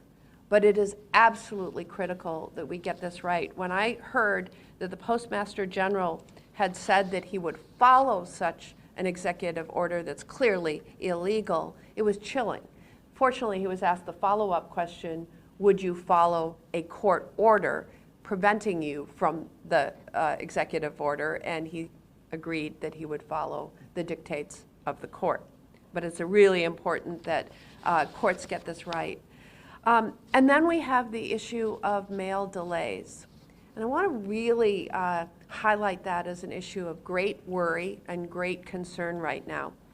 I've heard for so many years about the incredible cooperation that typically goes on between the U.S. Postal Service and local election officials as they prioritize making sure that ballots are delivered before the end of the polling period, 8 p.m. on Election Day. Oftentimes with numerous deliveries to addresses that would typically only get one delivery a day, right? But on Election Day, we want to make sure that every voice is heard and every vote is counted. But this last election in April, there were a number of very concerning reports across the state, including one here in Milwaukee that I will ask Director Gutierrez to speak to in a moment. But 2/3 of Wisconsin local election officials reported problems. And I want to make sure that there's not an underlying motive to prevent Wisconsin votes from being counted and voices from being heard. I am working on all fronts to counter these attacks by the administration on free and fair elections. I've supported legislation, one called the... Again, we've been listening in here, honestly only hearing so far from Senator Tammy Baldwin, but Mayor Cavalier-Johnson also here at this kind of event right now to media, where they are responding to some of the claims the Trump administration has formally made about election fraud, including about here in the state of Wisconsin. This is a conversation that dates all the way back to 2020. And of course, the election that happened, the election that happened where Trump lost to President Biden and he had some claims of election fraud. This is a two-sided conversation. If you talk to the Trump administration, they're going to tell a very different story than what Senator Tammy Baldwin is saying right now, and we do acknowledge that there are various thoughts on this topic. So just dipping in here for a little bit, hearing from Senator Baldwin talk about what Wisconsin does to keep our elections safe. Again, kind of what I've been told is that Senator Baldwin and Mayor Johnson took up an offer that Milwaukee had given to Vice President J.D. Vance, who was here just a couple of weeks ago, as he spoke at a campaign kind of event here, to come and tour and see how Wisconsin does do what they can to keep our elections safe and secure, combating those claims of fraud in the Wisconsin election system. So while J.D. Vance didn't do this tour today, Senator Baldwin and Mayor Cavalier-Johnson did. So again, we do know several different sides to this type of a story, but we did want to just listen in a little bit there to Senator Tammy Baldwin. For now, we'll take a quick break here on the live desk. We'll be back with more news right after this.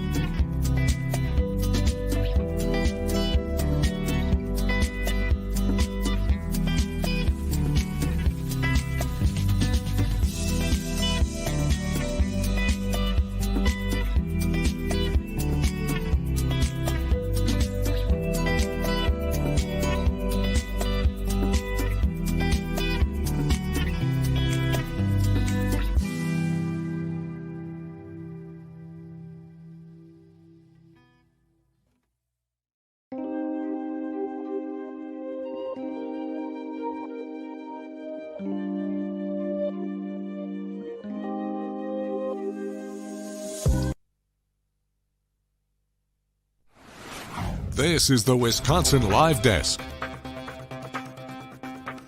Hey everybody, welcome back to the Wisconsin Live Desk. Haley Spittler here with you at 1:28 on your Friday afternoon, and we're taking a live look here at Mitchell International Airport. Some movement there of a Southwest Airlines flight. Maybe we'll get lucky and catch a takeoff. or we might have just missed a landing, one of the two. I would say for the last couple of days when we looked at Mitchell International Airport, I very much thought I wouldn't want to be anywhere else, but with some incoming rain, I get it if you have a weekend trip planned somewhere nice, sunny, and warm. But again, the good news here, oh, look at that. We got a Delta flight taking off this afternoon here at 1:28. I was going to say, again, the good news, Milwaukee, we actually very much could use this rain. It's going to do a lot of good for our yards, our trees, our plants, our gardens. So I know it's frustrating when it's on a Friday. I always think, couldn't this have been like a Monday or a Tuesday? But we very much need it. So it's going to be some welcome rain that we need here in our area. Did want to pass along some news that we just got into our newsroom from the Racine Zoo. And that is the kind of unfortunate passing of this tiger on your screen. Went by the name Changbai, but certainly a long life here. They say she passed at an impressive 19 years and 2 months old. But they did say she had such a long life, and she was a well-traveled tiger, having lived not just here at the Racine Zoo, but they say she also lived in the Beardsley Zoo in Connecticut, the Columbus Zoo in Ohio, before ultimately making her final home here in Wisconsin.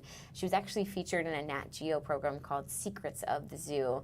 And again, she was a wildlife ambassador as well, and she did outlive the average lifespan for wild tigers, which would generally be between 10 and 15.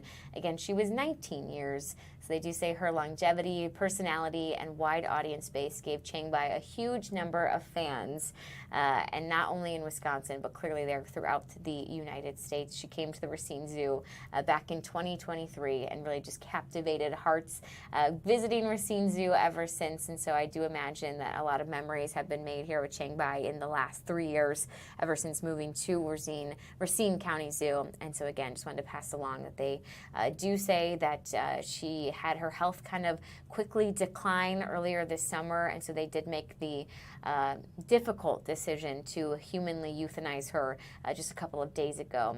They say that she passed so peacefully, surrounded by her favorite staff. And again, she was certainly well loved, and she will be greatly missed. So just wanted to pass along that update here from the Racine Zoo that we just got into our newsroom.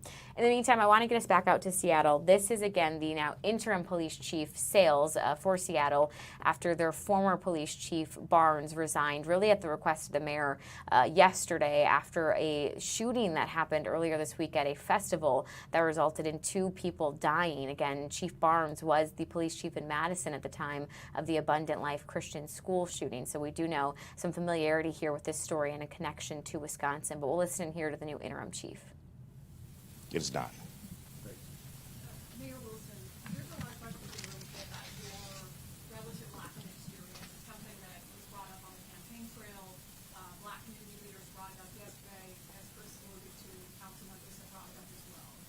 You're 7 months into the job. What can you say to community members who are concerned that you have not, at this point, shown the leadership capability to run this city for 3 more years? I'll just say I'm working with a great team, and I believe that we are making the right decisions for this city.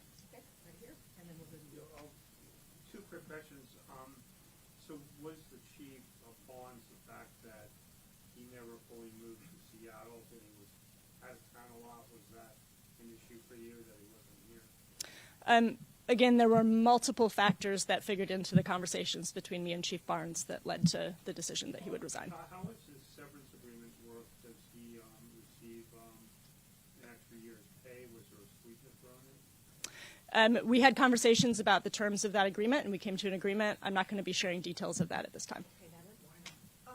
With a statement that came out yesterday afternoon from the Police Officers Guild, it just said that with your administration there's been confusion, mixed messages and chaos surrounding Barnes, and that public safety does not seem to be your priority. I want you to just address that. What would you say about that?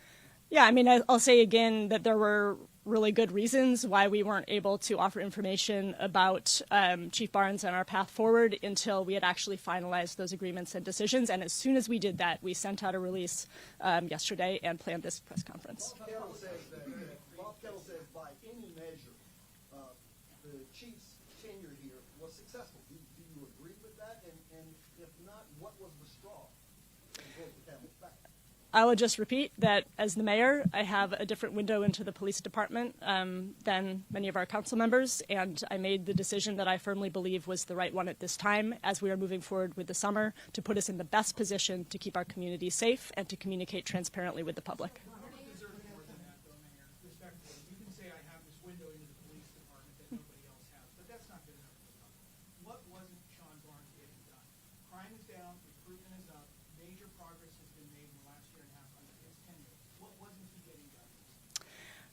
I'm grateful for Chief Barnes' service, and I outlined in my remarks some of the qualities that I will be looking for in the next chief. I would just say that I believe that the path we are on now is the one that is going to put us in the best position to achieve our public safety outcomes, and that includes transparent communication with the public.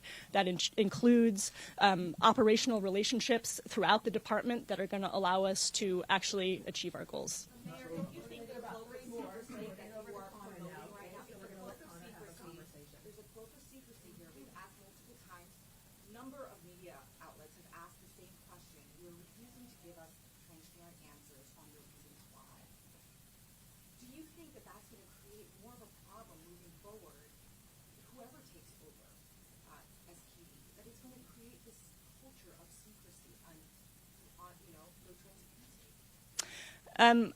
I think there is a lot of information out there that can suggest to people the reasons why this decision was made. What I'm saying is that there were multiple factors.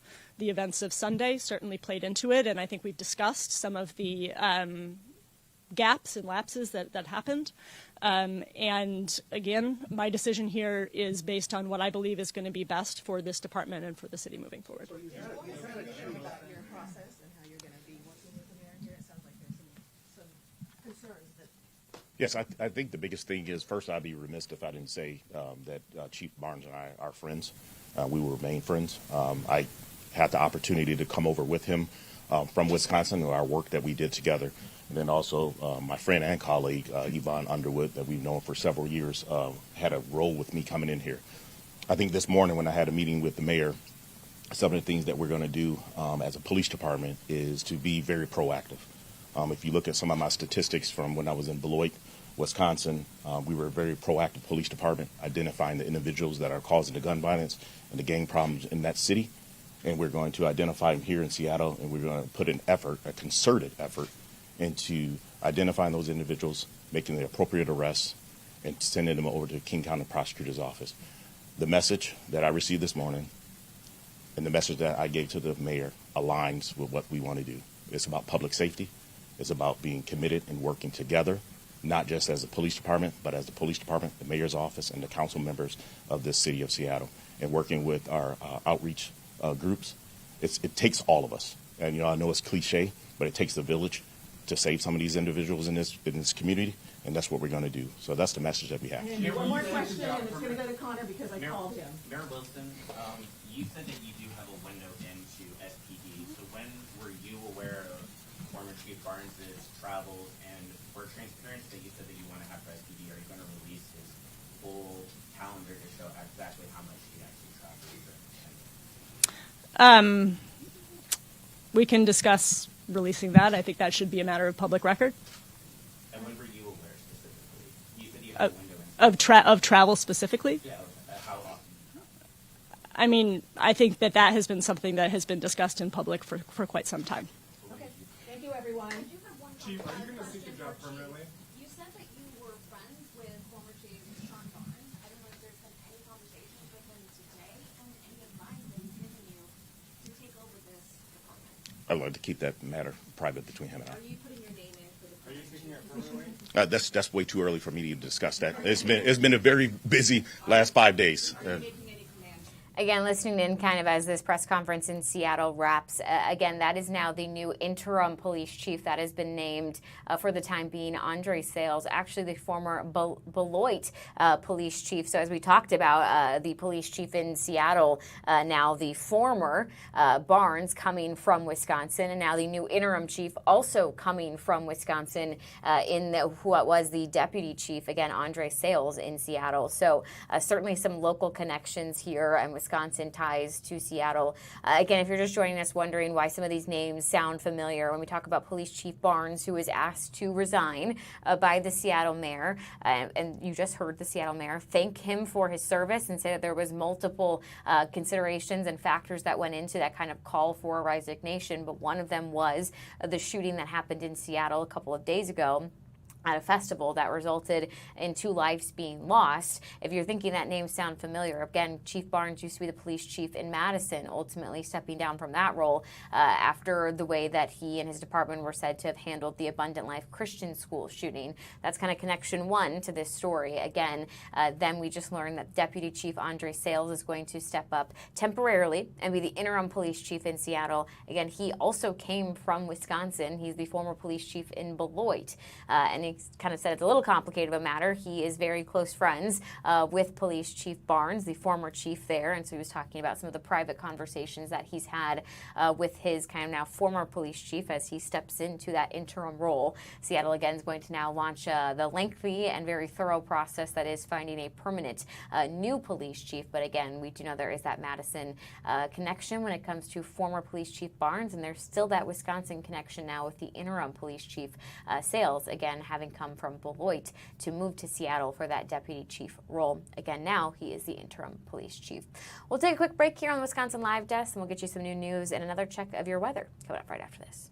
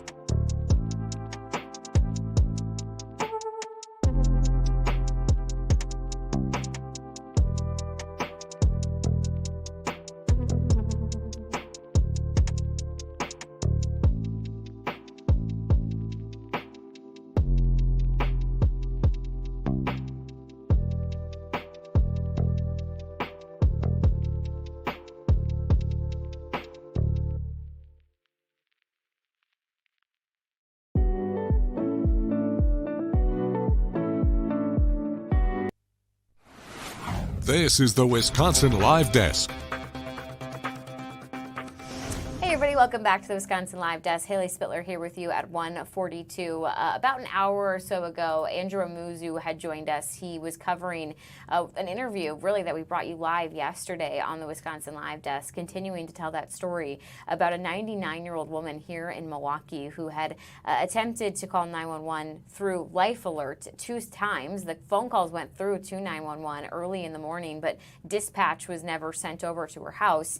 Hours later, she was able to make a 911 call. That is when officers eventually did respond to help her after she had been attacked by an intruder. Well, when Andrew Amuzu joined us, he talked about officially having the suspect named here, and I wanted to pass that along to all of you. So again, this is now the man accused of forcing his way into a 99-year-old woman's home and then beating her. This is Joseph Messias. He's here in Milwaukee. Again, this is an incident that happened earlier this week near 14th and Scott on Milwaukee's south side.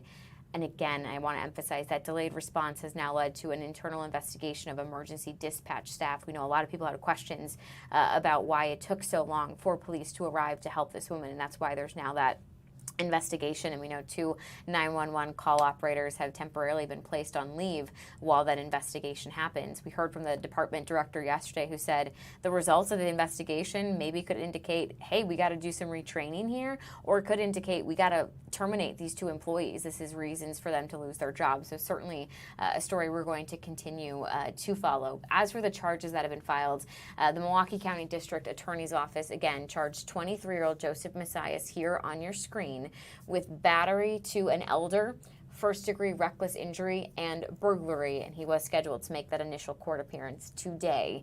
I know Andrew Muzu said there's still confirmation as to whether or not Messias and this 99-year-old woman knew each other, if they were related. Certainly a lot of questions as to why this happened and what led up to it. And again, we'll continue to look for those answers. But in the meantime, wanted to pass along this mugshot with the update that we now have that this is the 23-year-old accused of, again, kind of breaking in and ultimately beating that 99-year-old woman. Again, we know a situation that a lot of you guys have been following. A lot of you have questions about the process of these 911 calls, why dispatch wasn't sent over to her home immediately. Again, they were actually flagged, those first 2 911 calls that were made roughly around 5 a.m. via Life Alert, as a welfare check. So police obviously have a priority list, a totem pole they have to follow as to all the various calls, what needs to be responded to first. A welfare check would be farther down on that list. It should have been flagged differently, is what we heard from the department director. Obviously, a 99-year-old woman being beaten actively in her home should have responded immediately with police help, and that's why he's saying we're looking into why this happened and how we can prevent it in the future. Again, that 99-year-old woman was taken to the hospital. We do believe that she's expected to be okay, but we know a graphic and a horrific incident that we've been covering this week. The 911 calls were hard to listen to, and I know we tried our best to get them on air for you, but we know they are graphic and hard to listen to. So again, any other updates we will absolutely pass along for you here on the Wisconsin Live Desk. In the meantime, let's take a live look outside here from our city center camera.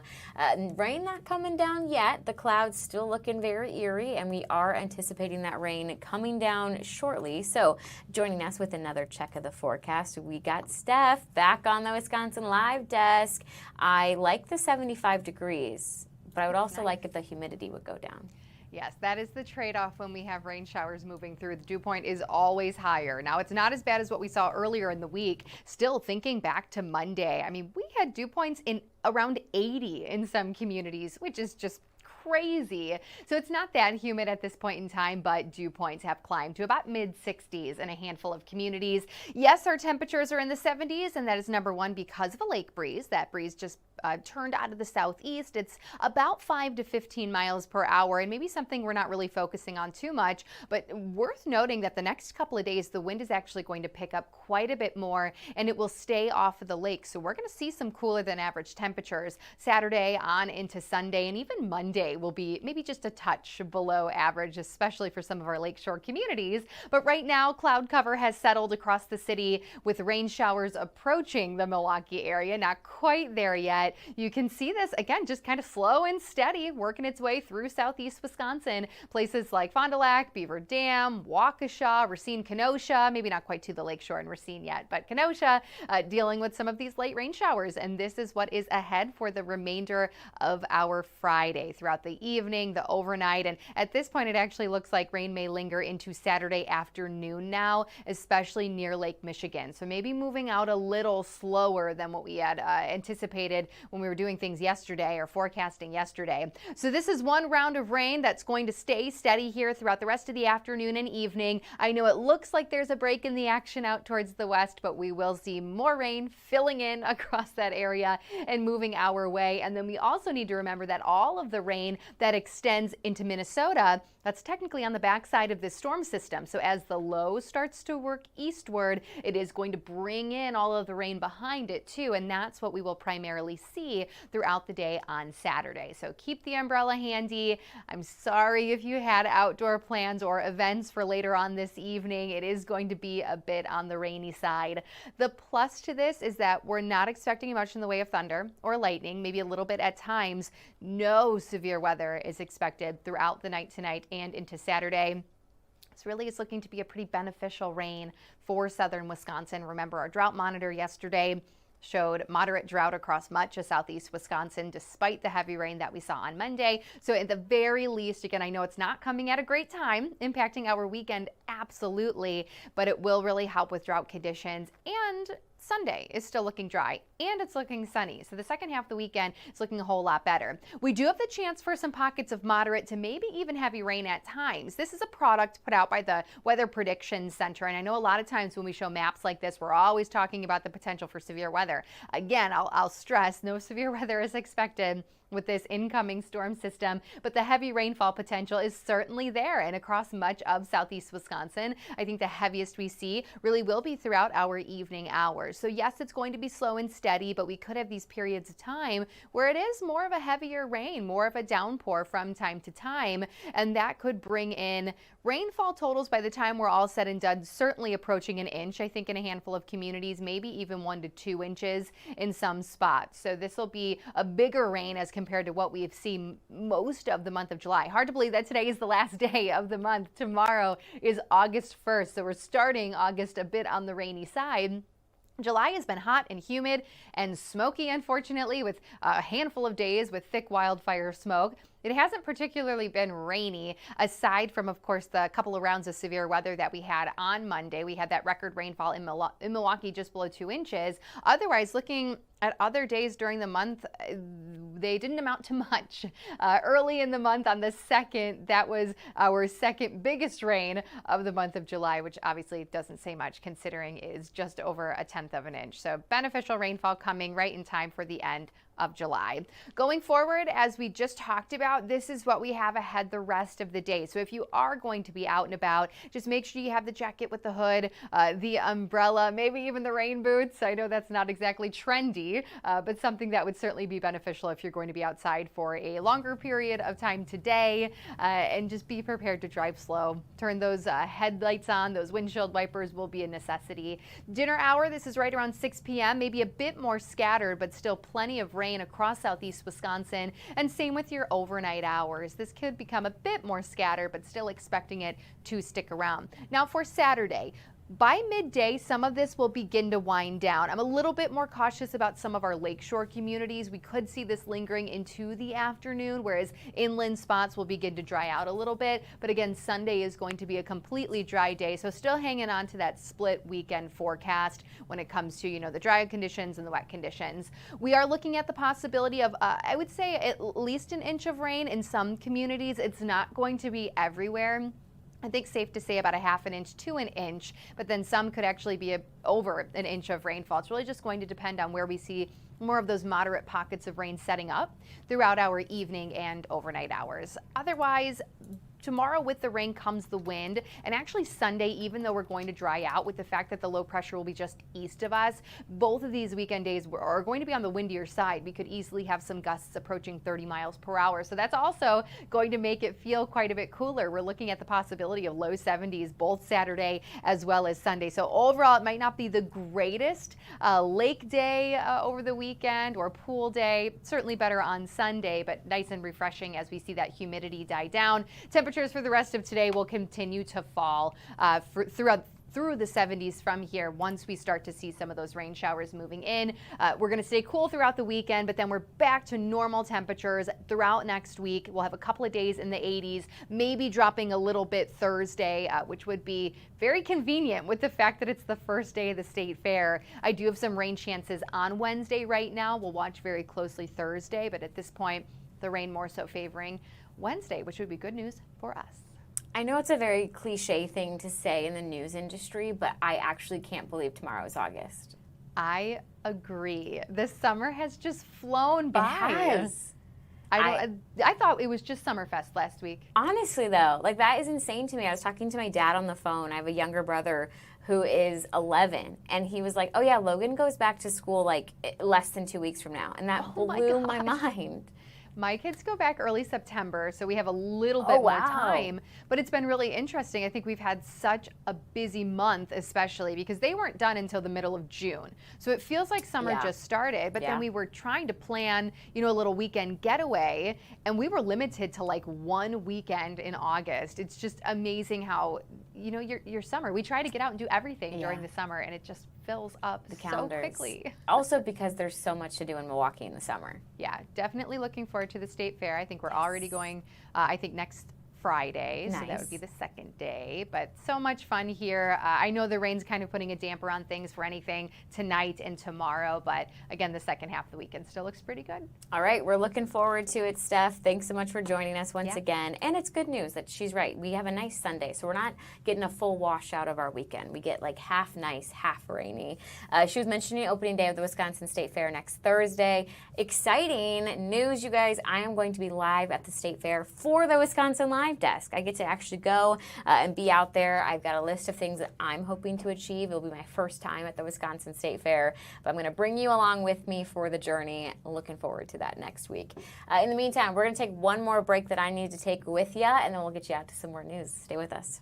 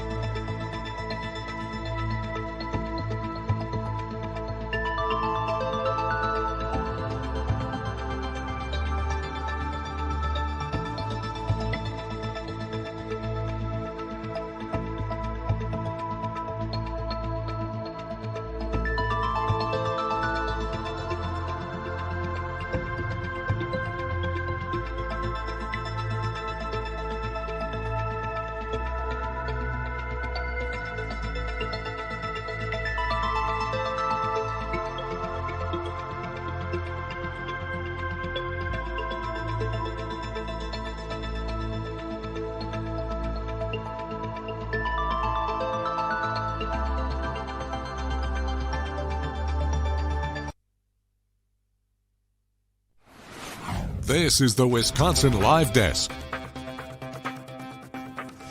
Hey everybody, welcome back to the Wisconsin Live Desk. Haley Spittler here with you at 1:57 on your Friday afternoon, albeit maybe a little bit of a gloomy, rainy Friday. Again, if you missed the weather check we just had with Stephanie Barrichello, good news, the sun's coming back out in time for Sunday.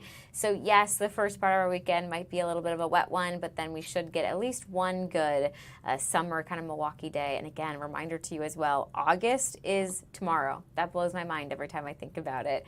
Maddie Stelk is standing by, ready to take over. She's going to get you all the way to 4 o'clock this afternoon. So in the meantime, I actually wanted to bring us out to Virginia here at the Langley Research Center in kind of the NASA headquarters, as they are actually unveiling a new flight dynamics research facility today. It's going to be the first wind tunnel built by NASA in more than 40 years. I know I love all things space. I hope you guys love all things space, but even if you don't, we're only going to listen in for a few minutes because then Maddie has plenty more planned for you news-wise coming up for these next 2 hours. Thanks for hanging out with me today. I hope you have a lovely weekend. I'll see you back here on Monday, but stick around. Maddie Stelk's got you from here.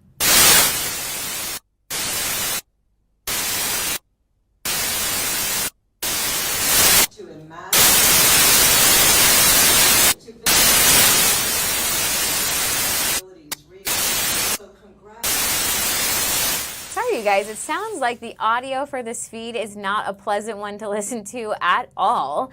So it looks like we won't be able to bring you out here to this NASA press conference that's happening. So instead, we're going to do a really fun thing, take you on a little bit of a tour of Milwaukee and Wisconsin in general. We'll pull up our rotating cameras here, although maybe it's not that beautiful today as we are getting hit by that rain. Madison appearing to already have a couple of those raindrops. Anyway, we'll leave these up for just a couple minutes. Maddie's going to log in. She'll get you out of here.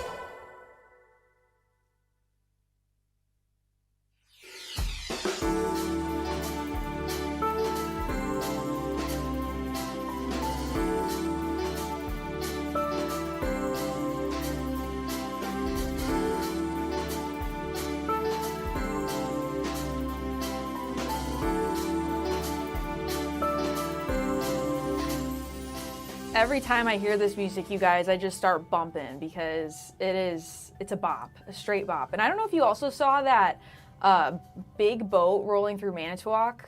That was crazy. We were just saying back here that Ben Handelman would have loved seeing that giant boat. Hey guys, Maddie Stelk here, taking you through the next 2 hours or so here on the Wisconsin Live Desk. Want to take you out to where some efforts are going on right now for the people affected in the Fox Valley after the tornado. An EF3 confirmed by the National Weather Service rolled through the area on Monday. It's now day 4 of cleanup down there. We know that Wisconsin Governor Tony Evers deployed the Wisconsin National Guard to the area as recovery efforts are underway. And we've been seeing people gathering donations across the state of Wisconsin, not just in the Appleton area. I want to bring in our reporter Ben Hansen right now, where the village of Pleasant Prairie is doing their own donation drive, Ben.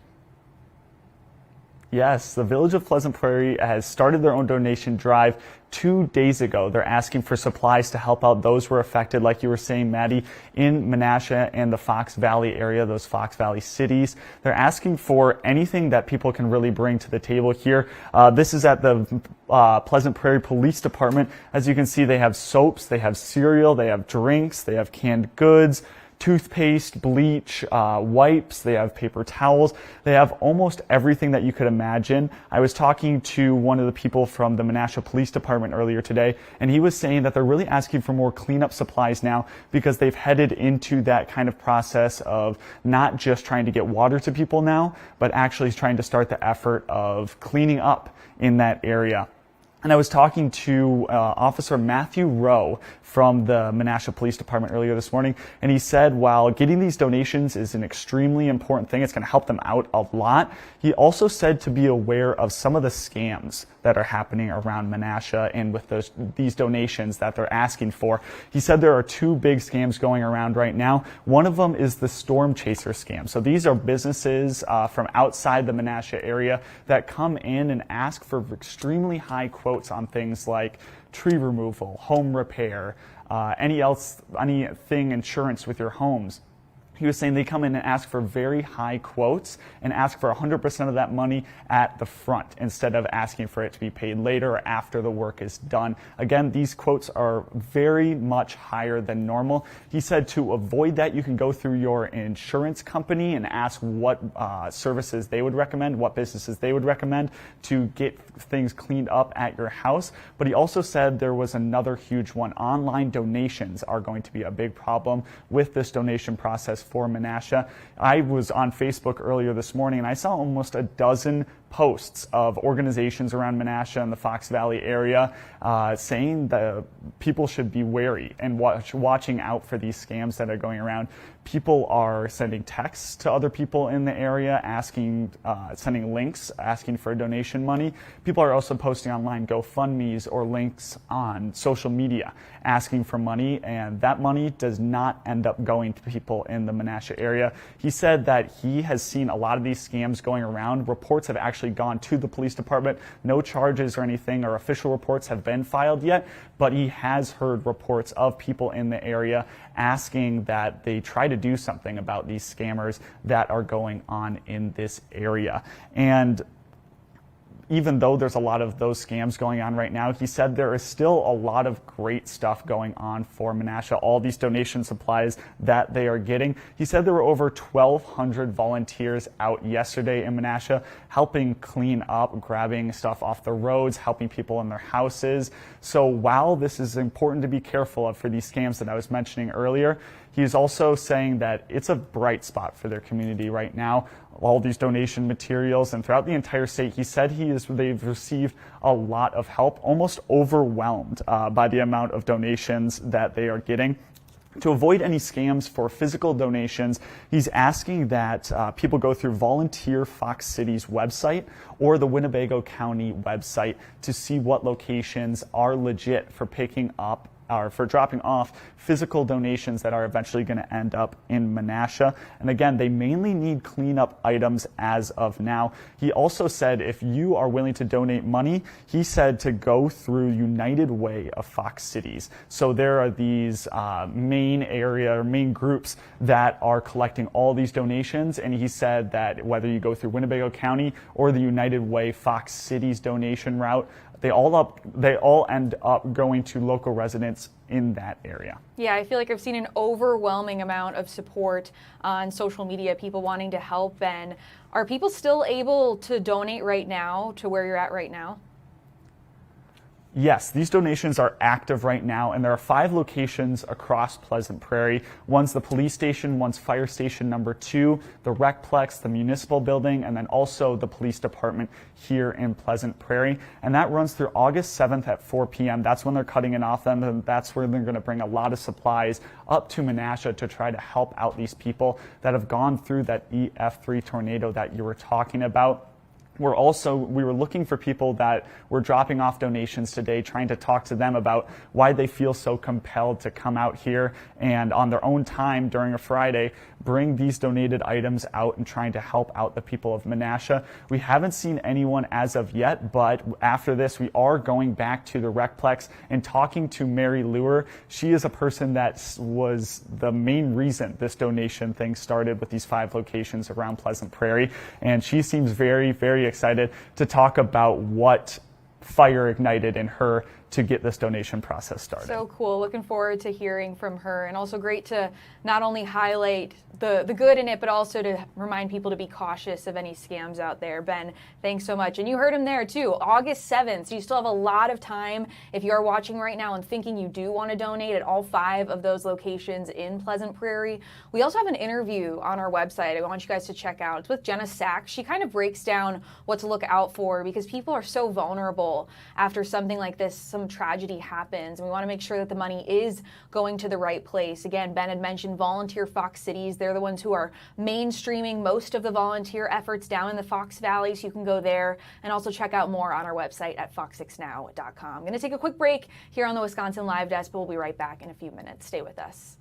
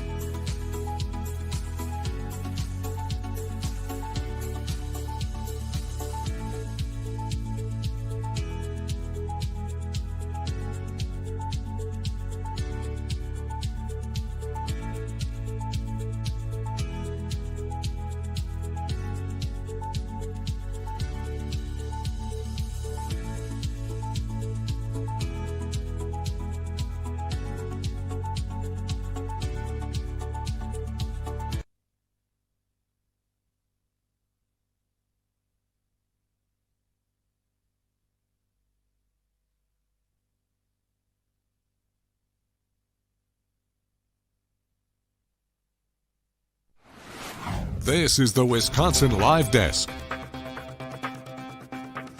Hey everybody, welcome back to the Wisconsin Live Desk. It's 2:14 on your Friday afternoon. We have made it to Friday, and what a week it has been, especially in the realm of Wisconsin politics. We learned yesterday that the former Lieutenant Governor Mandela Barnes dropped out of the race, bringing the number of candidates on the Democratic side running for governor just down to 4. It came just a day after new numbers were released from a Marquette Law School poll showing Francesca Hong leading the pack here at 38%, Mandela Barnes at 16%, David Crowley at 7%, and then Joel Brennan and Kelda Roys at 2%. Still 34% there undecided. And then following Mandela Barnes' announcement, we did get a report from the Milwaukee Journal Sentinel saying that when Barnes dropped out, it was reporting on allegations Barnes was taking advantage of his role in the party to have sexual encounters with young adult women. That is a quote from the article of the report that they posted. We also learned that the state Democratic Party looked into similar accusations last year, but a source familiar with the party said to Fox 6 the accusations were anonymous and did not contain any verifiable facts or details. We are going to be speaking with UWM professor and political analyst Mordecai Lee at the top of the 3 o'clock hour here to ask him to kind of break down the new information. We got an instant analysis right when we learned the news from Mordecai yesterday, but now with the new details of these allegations that have come out with the report with the Milwaukee Journal Sentinel and then also the Democratic Party investigation last year, we're going to break it all down coming up in just about an hour here. Also, we are talking to Milwaukee County Parks. The Milwaukee County, I want to get up the press release here that we just got, that the Milwaukee Parks Foundation announced its strategic plan from now until 2029. What's going to happen is over the next few years, they plan on investing $10 million into Milwaukee County Parks and engage 24,000 people in park programs, events, and volunteer opportunities, all by the end of 2029. The strategic plan reinforces the Milwaukee Parks Foundation's mission. This is what they're saying in the press release: to collectively steward a thriving park system and its vision of a vibrant and equitable park system for all. So this actually comes to almost a year after the flooding that tore through the Milwaukee area. Several Milwaukee County parks actually affected by this. So hopefully some of this money too can go towards the rehabilitation and rebuilding of some of the parks that we've been seeing. But great news for people who live in Milwaukee who use these parks, and such a big investment here. We're going to talk more about where this money will be allocated and how it will be allocated over the next few years coming up again in just about 15 minutes here. So we are going to take a quick break here on the Wisconsin Live Desk. A lot of stuff coming up that you're not going to want to miss, so stay with us. We'll be right back.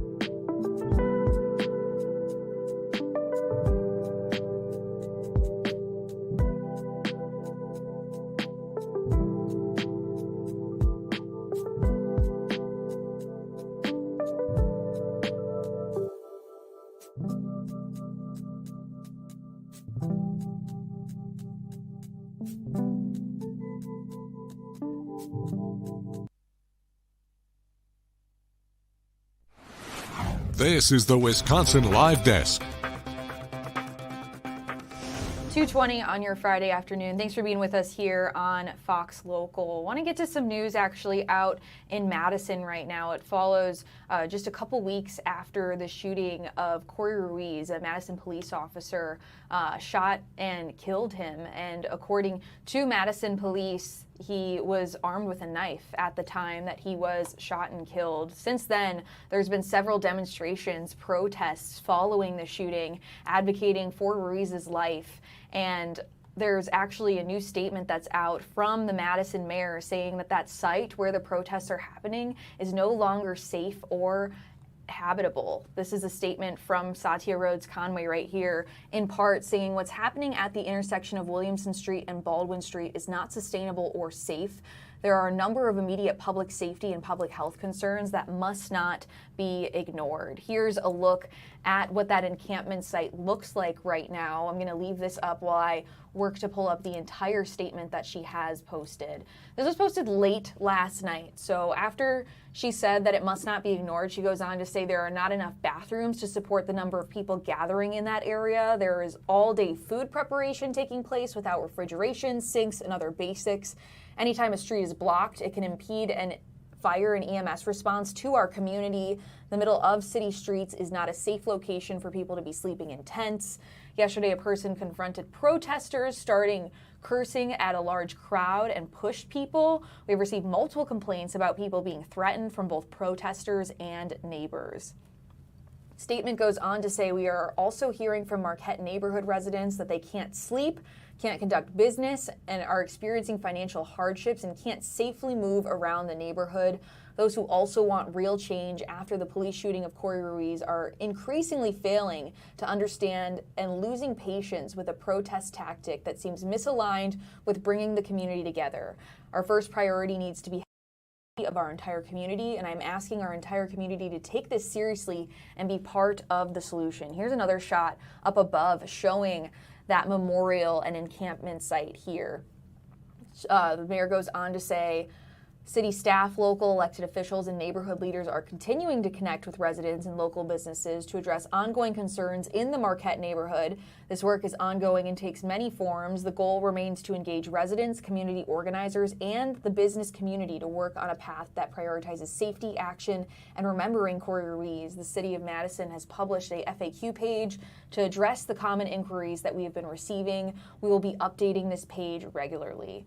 Finally, it says the city is also aware of misinformation, rumors, and other falsehoods circulating online and in other venues. Please be careful about sharing information that's not from official sources. And speaking of official sources, we have a really great article up on FOX6Now.com breaking down a lot of stuff surrounding this incident. I'm actually going to pull that up for you right now.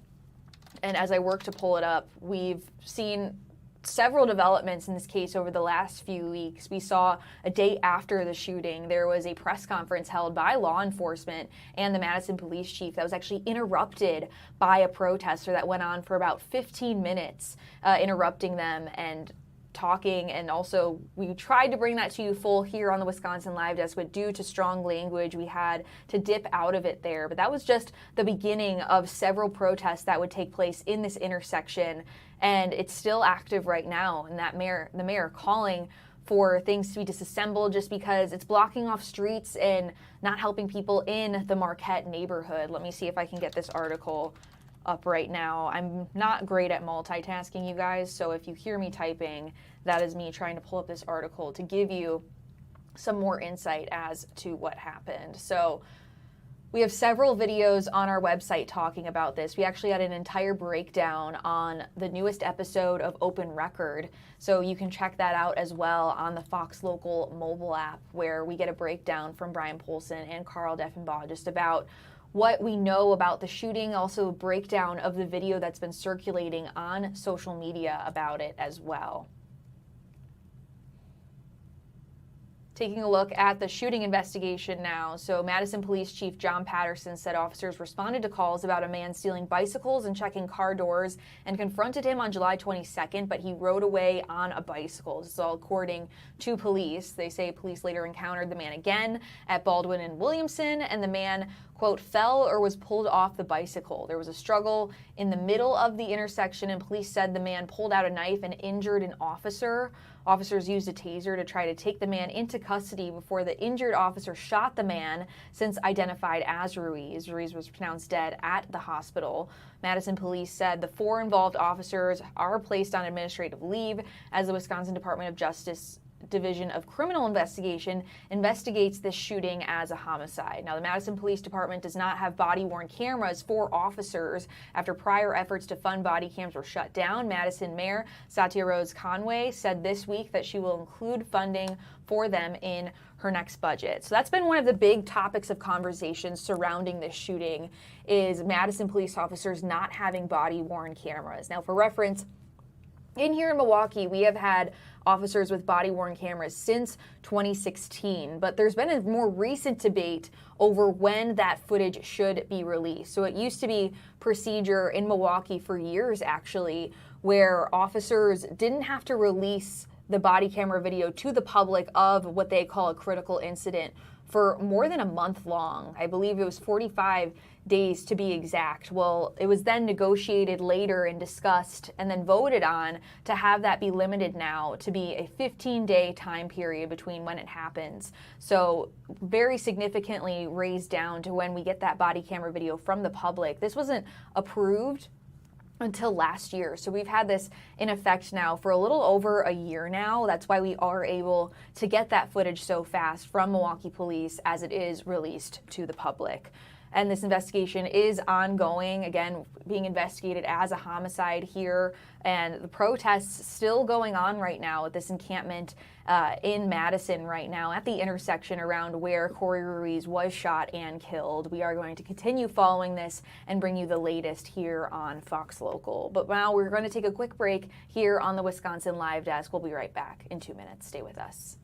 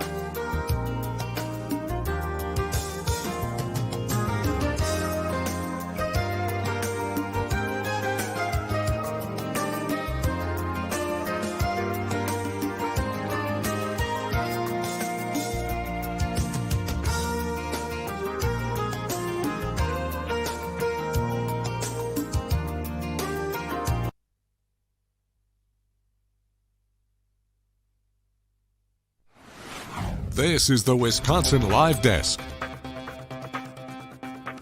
2:30 on your Friday afternoon. Thanks for being with us here on Fox Local. Some good news if you like going to any Milwaukee County parks. The Milwaukee Parks Foundation is just released its strategic plan through 2029, and it's planning on investing $10 million into those parks. I'm joined now by Rebecca, Executive Director of the Milwaukee Parks Foundation. Thanks so much for being with us. Happy Friday. Happy Friday. Thank you for having me. Of course. So $10 million, huge price tag there. Can you talk a little bit about where that money is going to be allocated over the next few years? For sure. So we've already raised a little over $4 million since our founding in 2019. And our goal through 2029 is really to do more of what we know we can do best. And that's investing in trails and trees, investing in amenities that families and neighbors love. We are doing a pretty intense project in Walker Square Park. We're doing a Walker Square Park renovation and also working on a new aquatics amenity in Washington Park. So there are needs all over the county, and we're doing the best we can to make sure we're investing in more vibrant and equitable parks. Such a big announcement, an exciting announcement for the foundation. Does this mean that we can start seeing those changes coming soon, or is there a timeline for when these things will start to be implemented for these projects? You will start seeing changes as early as 2027. We're hoping to break ground on some of our major projects. You may have already noticed some changes. So our funds have helped plant thousands of trees in our park system. We've also been able to support local engagement events and activities. So yeah, I think the investment is really going to be felt by all residents and folks around our parks. What's been the main goal of kind of walk us through how we got to today? I know you had mentioned the fundraising efforts a little bit, but would love for you to dive deeper into that because you guys were able to have so much success and raise so much. Absolutely. So really our mission is to collectively steward a thriving park system. And we take that phrase collective really, really seriously. So everything we do is through partnerships. And Milwaukee County Parks, the bad news side of this is they've got $500 million in deferred maintenance. There are so many needs. There is so much investment that's needed in our parks. And so when Parks Foundation was founded in 2019, we developed our first strategic plan to try to figure out, okay, how do we make sure that the investments we're making in parks are sustainable, that it's what community wants, that it works for our parks department, and that, it's fundable. And so really we've been working on that the last 6 years, and we feel like we've found what works, and we want to do more of that. Because when I think about this time, and then when I think about Milwaukee County Parks, we know that those areas, some of them were hit really hard by the flooding that happened almost a year ago now. Are there any plans specifically in place to kind of prevent any flooding in the future or help it if the rain does come that hard again? Yeah, so climate change is coming. It's coming fast, and we need to do what we can to mitigate that, especially in neighborhoods where they're most affected. And one of the biggest things we're doing is tree planting. So Milwaukee County Parks are home to about 20% of our overall tree canopy in the county. A lot of our trees have been decimated through emerald ash borer or other challenges. And so by investing in reforestation efforts and tree planting, we've really been able to help get a lot of those trees back. So that's one really tangible way. And then there's a lot of other partners also addressing flooding. And I know Milwaukee County also has plans that they're putting in place. And by the end of 2029, that's the goal, to have all of these things in place. Is there anything about these projects that you're most excited about to see finally get put together? I'm so excited. I mean, this is a labor of love. I'm a mother of two. I'm an avid park user myself. And I think what I'm most excited for is just to have an opportunity to have more joy and more community care in our neighborhoods and in our neighborhood parks. I mean, parks really are people places. They're where we come together and take care of ourselves and enjoy. And one of the few spaces we have that are, either free or really affordable. So that's what I'm most looking forward to, just being with people, being in the parks. Honestly, I echo that too. I don't have kids, but I am an avid hot girl walker. So I'm excited to, and it's so great. It's like great people watching too, seeing all the families and stuff. So super excited to see these changes being implemented over the next few years. Rebecca, thanks so much for joining us. Hope you have a great weekend. Yes, thanks for having me. All right, we're going to take a quick break here on the Wisconsin Live Desk. Was super excited that $10 million investment that we're going to see those changes to several Milwaukee County parks over the next few years. So great to have Rebecca on from the Milwaukee Parks Foundation. But we will take that quick break. We'll be right back in 2 minutes.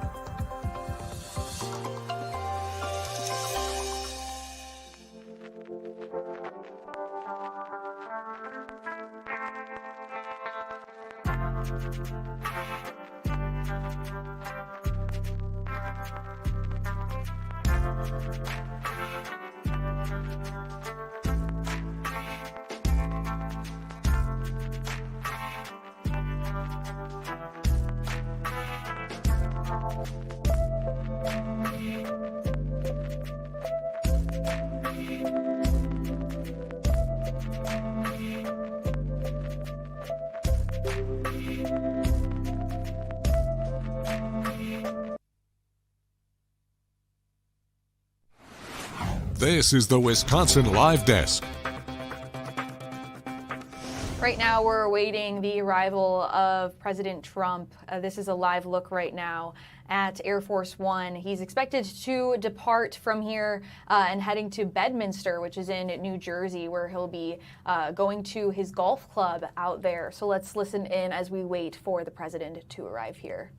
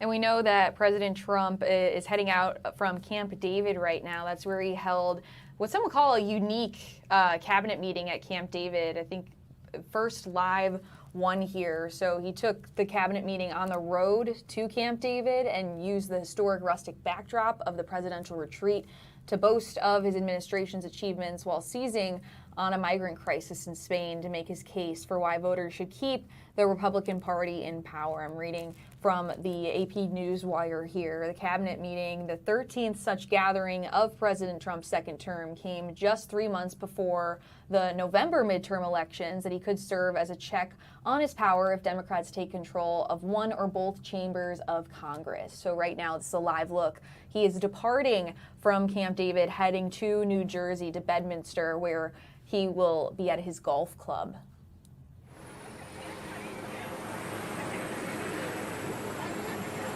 Should be expecting the president to come any minute now. Of course, there is a stakeout of the press right here. We'll see if he does make any comments as we wait for the president to depart.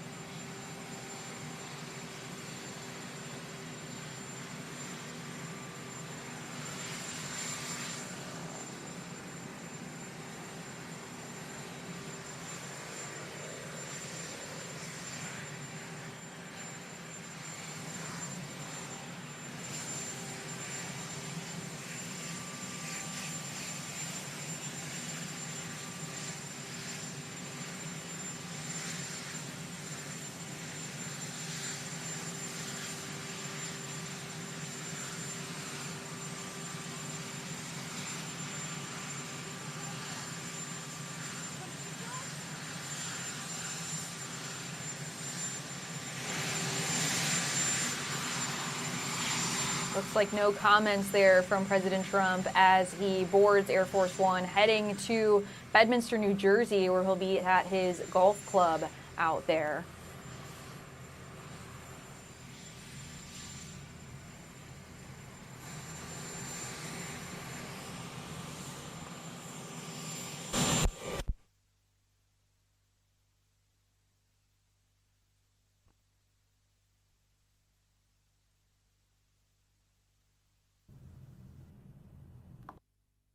All right, and there we just saw President Trump boarding Air Force One, again headed to Bedminster, New Jersey, after holding a live cabinet meeting at Camp David that we saw earlier this morning. We are going to take a quick break here on the Wisconsin Live Desk. When we come back, we're going to take a look at your forecast, so stay with us.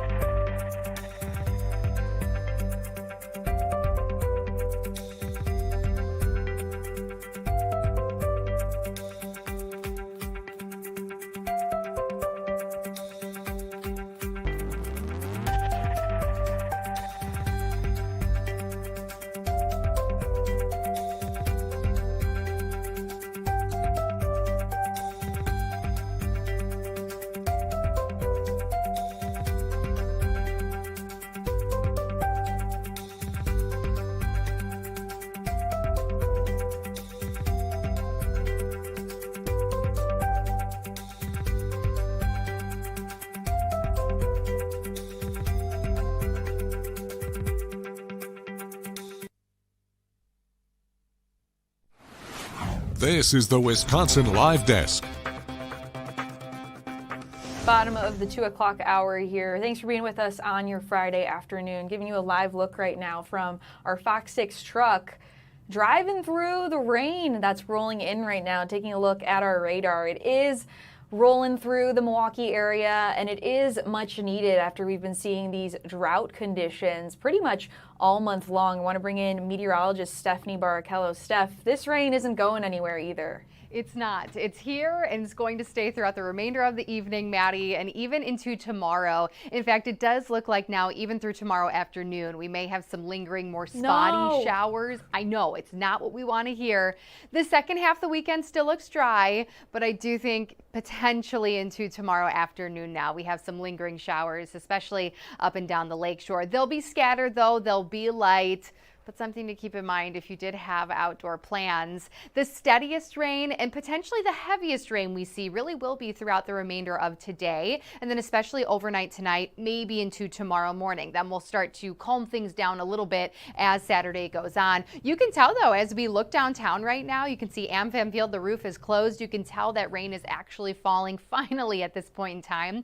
It's been slow and a slow and steady race, we'll say, as it has been moving in over the last couple of hours, starting west and finally now moving towards the lakeshore. Sheboygan, Ozaukee County, you guys will start to see this here in just a little bit. It really is a steady rain, though. This is beneficial. This is what we need for those drought conditions that Maddie mentioned. I know we saw a lot of rain on Monday, but remember, a lot of that was runoff because of how quickly it fell and the rate it fell. And then, of course, with how dry and really crispy the ground is right now, it just wasn't able to absorb as much as it needs, essentially. So beneficial rain moving through right now with the fact that it continues into tomorrow. It is a bit more scattered out towards the west, but notice how we are starting to see more development across Iowa right now. So this will be a steady batch here throughout our evening hours, and then we may start to see more scattered activity for a couple of hours before the steadier rain that's actually west of us in Minnesota starts to move in. The low pressure is starting to sink southward. This is going to move eastward and pull in all of the steady rain that's around it in Minnesota to our area then tomorrow. Now, even later tomorrow, as the low pressure is east of us into Michigan State, once again, some of the wraparound moisture we will still be seeing, especially in some of our lakeshore communities, just more of an isolated to scattered rate. Everything right now is, run-of-the-mill showers. We're not really expecting much in the way of thunder or lightning, and certainly no severe weather threat, but we could at times see the rain picking up a little bit, especially overnight into tomorrow morning. There is still the chance to see some heavier rain. This, again, a product that I've been showing a couple of times today from the Weather Prediction Center, just showing the possibility of heavy rainfall at times. And you'll notice, kind of like that severe weather threat, there are categories here, with slight being the yellow across most of southeast Wisconsin, basically just meaning that there is a decent chance for some heavier downpours from time to time. Now, with how dry we are, I'm not super concerned with localized flooding. We could have some bigger puddles, some ponding on roadways briefly, but I'm not expecting any widespread flooding or anything to that extent. But rainfall totals, by the time this is done late Saturday, could certainly be over an inch in a handful of communities. But with the fact that it is slow and it's steady, the ground will be able to absorb a lot of this rain. So a really beneficial thing for our area. Now, this will continue across the entire state here throughout the remainder of tonight. This is more of that statewide view if you're trying to get out of Milwaukee throughout your weekend, whether it's south to Chicago or up towards the north. Worth mentioning, too, that Chicago has a better chance to see some thunder and lightning as the night goes on and even into tomorrow. But you'll notice that as we head throughout our overnight hours, still a really steady rain. Saturday morning, it starts to sink south, so northern Wisconsin starts to get a little bit of a break. And then we also see some of that rain finally winding down throughout maybe our mid-afternoon hours on Saturday in those lakeshore communities. Then the clouds will finally move east, too, and that's what will bring us a mix of clouds and sunshine throughout the day on Sunday. Now, in addition to the rain over the weekend, again, I guess I should say just Saturday, it is also going to be windy and it's going to be cooler. Both Saturday and Sunday, we're going to have a strong lake breeze, and that means well below normal temperatures, maybe even some low 70s out there as well. So it's going to be a little windy starting tomorrow. Again, you can see wind gusts potentially between about 20 and 30 miles per hour. Temperature-wise, again, a little cool Saturday, Sunday, but we are back to those 80s next week. Again, I know it's not the best timing with the fact that it's the weekend and we want our beautiful weather on our Saturday and our Sunday. Dew points will also still be a bit high through the weekend, but calm down quite a bit or drop quite a bit Monday, Tuesday, before climbing then Wednesday on into Thursday. I saw the sad face, Maddie. I saw it. What were your plans this weekend? I needed your live get my live reaction of the sad. I honestly didn't have many plans, but I just love being outside, going on a little walk. I know. But I also love falling asleep to the rain. So got to find the positive in it. And I mean, we're both wearing our florals. We good for the plants. Yes. Cue all dad jokes right now. So yeah, no, it'll be good. And interesting too that you said with the cool down though, because we're seeing below average temperatures here for this weekend. Right, exactly. And temperatures, now that the rain has moved in, will also continue to fall from here. So we'll drop to 60s tonight. It'll still feel pretty muggy though, so it's not going to feel overly cool. But tomorrow, yes, and Sunday, I mean, we're talking maybe low 70s in the Milwaukee area, which is almost a little taste of fall. We had that not this week, but last week, a couple of days, and it felt very nice. We've had a really hot and humid July, so I think at this point we need to take some of those cooler days as a win for those who do not like the summer heat and humidity. Again, by next week, low 80s are back. And we always know with the fact that the state fair is around the corner that heat and humidity is going to return. Oh. Right now, it actually looks okay. Maybe a bit humid, but temperatures don't look bad. But it's just that time of year, just like Summerfest. Summerfest rolls around and it instantly feels like summer. And then the state fair rolls around and you're like, whew. It is still hot and it is still humid. Good to know that at least we'll have some good temperatures hopefully in store for the state fair. And of course, I'm super excited for that. You're going to be out there, right? I actually won't be. Oh, you won't? No, I'm a little jealous. I was going to say, me too. Holly Baker is going to be out there so during the afternoon and evening, and then Rob Haswell will be there in the morning. So a ton of fun. We look forward to this, right? Again, I compare it to Summerfest because we're so lucky that we have two amazing events here in the Milwaukee area. But Summerfest kicks off the summer, and then once State Fair rolls around, it's just not the end of summer, summer, but it's something that everybody looks forward to. It's just the best family event. We already have the day that we are going. My daughters want to ride the big yellow slide. I'm sure my son will as well. So I am really excited for it. We had cream puffs in the studio today. So we're just going to continue all that excitement. So excited. And honestly, for us, it's better because we get to go and not be working, so we can have even more fun. Exactly. But still so excited for Holly and everyone else who gets to go out there. And of course, I'm okay with staying in this weekend, especially because we got to prepare for State Fair and everything that's ahead. So I told Haley that I have a list of things I need to watch this weekend. So this weather is helping me out. Okay, I have to ask then, what's on the list? Okay, I don't know. Well, The Devil Wears Prada 2 Have you is streaming not seen now. it yet? I have not seen it yet. Okay. No, I don't get It's a out good much. But that's streaming, so I think that's on my list for tonight. And then I don't know the name of the show, but Jennifer Garner is in a show that just came out, and she goes on, I think, a weekend trip with all of the. Do you know the name? Holly knows it. 5-Star Weekend is what it's called. Holly Baker with the win there. Yes, love that. I just, how you're scrolling social media and then all of these previews. So I just make lists off of all the things that I think look good. I do the same exact thing. Honestly, maybe I'll watch that too because I need some good ones for the weekend as well. I'm watching Off Campus right now. I feel like I'm really late to that trend. Yeah, me too. But don't worry. I'll probably be watching that with a blanket too. It's a little chilly. Again, it just switches things up a little bit. Gives us just a time to relax. Yeah. Right? Honestly, and rightfully so. I feel like we've all had such a long week. This will be a good relaxation for sure. Steph, thanks so much for joining us here on the live desk. Going to take a quick break and then take you out to Virginia right now, where NASA just unveiled a new facility of its. We're going to talk with our multimedia reporter, Amy Gallo, in just a little bit here. But for right now, going to take that quick break. We'll be right back.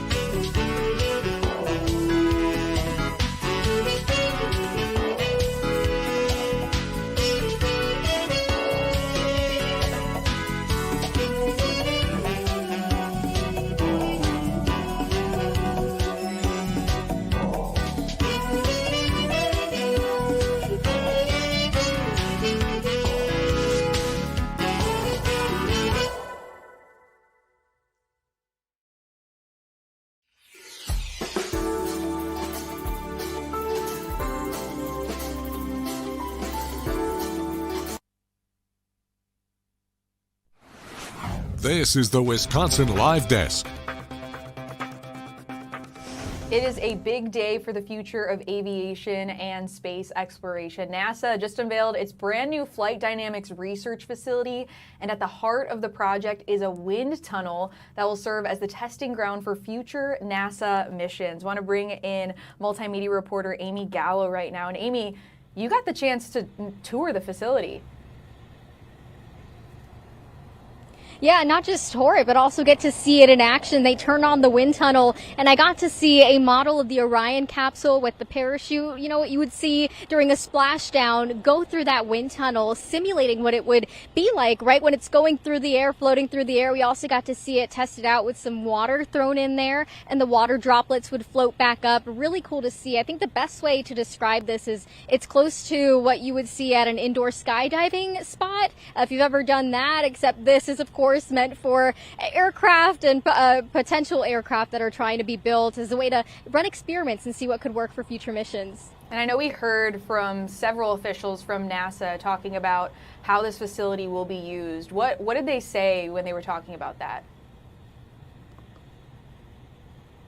It's all about experimentation and trying to innovate, right? So these wind tunnels are used as a way to test run a model of something that they are working on, engineers are working on creating, right? So in the case of this Orion capsule, right, we've seen this in action, we've seen it work, but let's say that that wasn't something that was already happening. This wind tunnel would just be a way for it to be test run.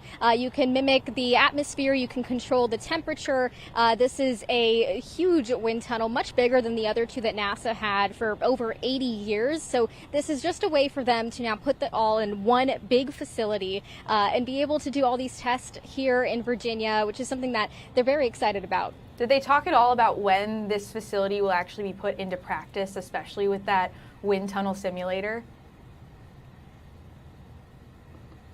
Yeah, so this facility will probably, I don't know exactly when they'll start, but it opened today, right? And we've already got people set up in there. I spoke to some of the engineers, the aeronautics team that's working on the missions to Saturn and Venus's moon. So they're already thinking about how they're going to be using this new technology. So not too sure on exact timelines. Of course, NASA has so many missions going on at once, but it was really cool to talk to one of these guys here, one of the engineers who is working on what could be the parachute device for the Saturn and Venus moon mission. So, really cool stuff that we're going to see a lot of announcements coming forth now. The next couple of decades, I'd imagine. The last one's lasted 80 years, so this is going to put up some pretty cool things for years to come. It's been so cool to see all of the missions and projects that NASA's put on over the past, even just few years. I feel like I kind of hopped on the bandwagon with like Artemis 2. When you got this assignment, were you like super stoked, or have you always been kind of a space junkie, or talk about that a little? I've always been a bit of a space junkie. I grew up in Tampa, so not too far from Florida's Space Coast. Yes, so I was always very interested in it. I was the kid with all the rocket posters up in my room. Thought I'd be a rocket scientist, but that wasn't in the cards for me. But I love doing these assignments. I was there for the Artemis launch, so I got to see that. And I've been covering some of these subsequent announcements that we've gotten about the new Artemis mission and now this wind tunnel. I'm always happy to take on assignments like this. Just so cool to see what people are working on and what we could expect now. Hearing today that we're talking about Venus, Mars, and Saturn's moon, and just a lot of things out there to explore. So cool. And I feel like it really brings everybody together, especially Artemis 2. Like everybody was just so proud to like have them represent the country and everything. So really cool to see. Before I let you go, Amy, favorite part of the tour today? Oh, it had to have been the water droplets. Imagine this. I'm trying to look for the stats here so you can see. So this is a 25,000 square foot facility, and it's about 20 feet across and 24 feet tall. So pretty big wind tunnel. And so imagine someone dumping water in. If you've seen an indoor skydiving facility, you know that the people float up and down. The water droplets floating up and down. That was something I've never seen before. It looked like a magic trick, so that was my favorite, but I think just the tour all around. That's so cool, Amy. Thanks so much for joining us here on the Live Desk, and super excited to see how this facility is used in projects in the future. All right, that was Amy reporting there from Hampton, Virginia, talking about that new facility. Super exciting. And honestly, you know what? Getting assignments like that's got to be so much fun to see, especially Amy was speaking to to how much she loves space and has been fascinated by it since she was a kid. So really cool to see her on that today. We're going to take a quick break here on the Wisconsin Live Desk. We'll be right back with more of your local and national headlines. Stay with us.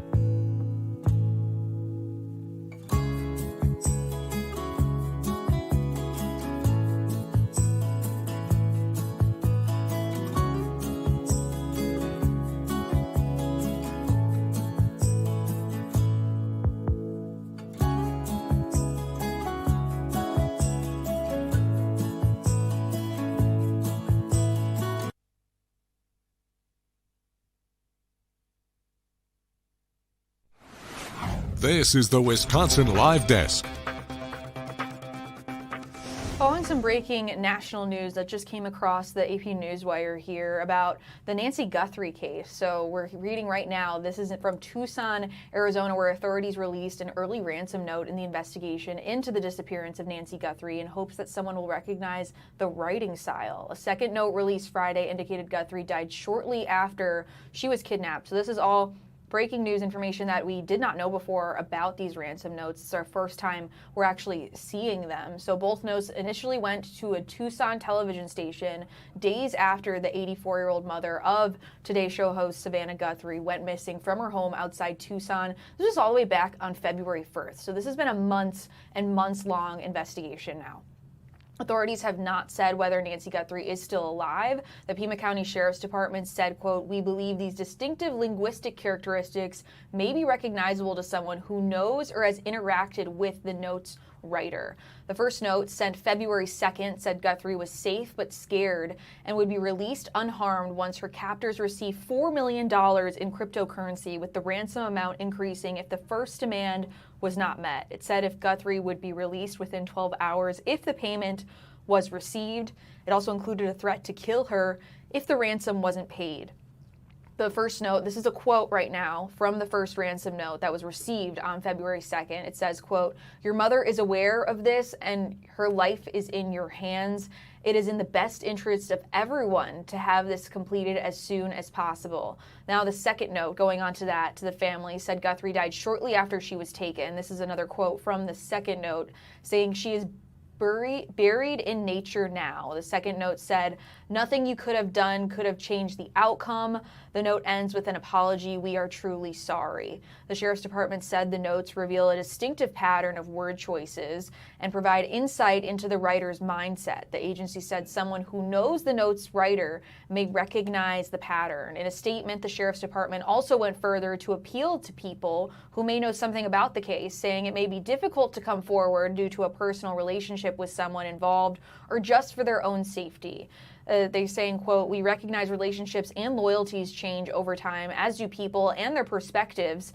It is not too late to come forward."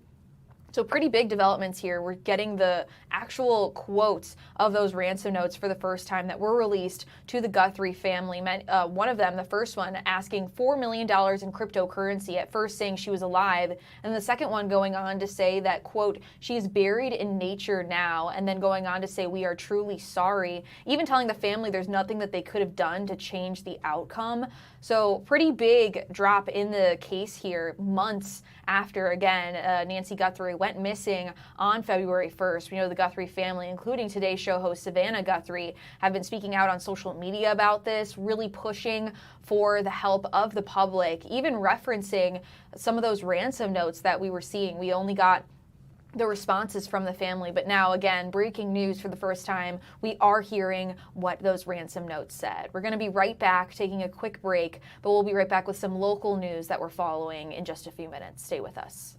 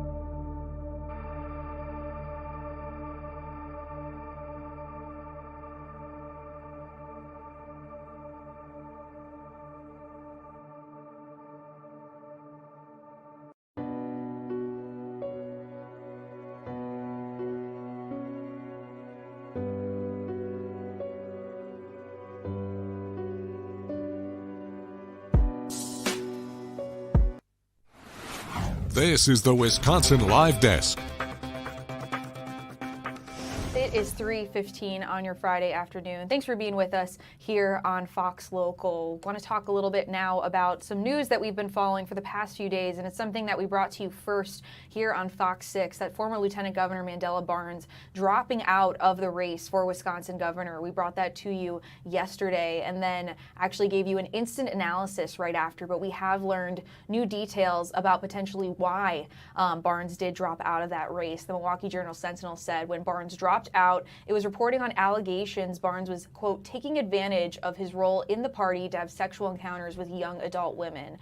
Fox 6, we found out that the state Democratic Party looked into similar accusations last year, but a source familiar with the party said the accusations were anonymous and did not contain any verifiable facts or details. So the Mandela Barnes' campaign did respond, denying that any of these allegations were true, and still holding the fact that Barnes did drop out because there was, quote, a clear front runner for Democratic candidate for governor, kind of referencing here indirectly the Marquette Law School poll that came out showing Francesca Hong is leading by 38%, with Mandela Barnes pretty far behind there at 16%. Want to bring in Mordecai Lee, UWM professor and our political analyst here on the Wisconsin Live Desk. Mordecai, a lot has developed since we last spoke yesterday.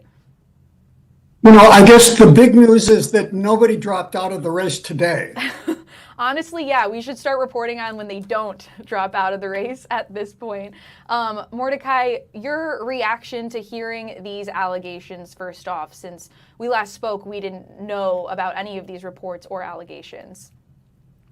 Maddie, whenever something comes out that's negative about a candidate, it's sometimes a leak from a competing campaign. That's known as opposition research. And I think over the summer, we've seen occasionally what are probably leaks from maybe some of the Democratic campaigns, probably some from the Republican Party.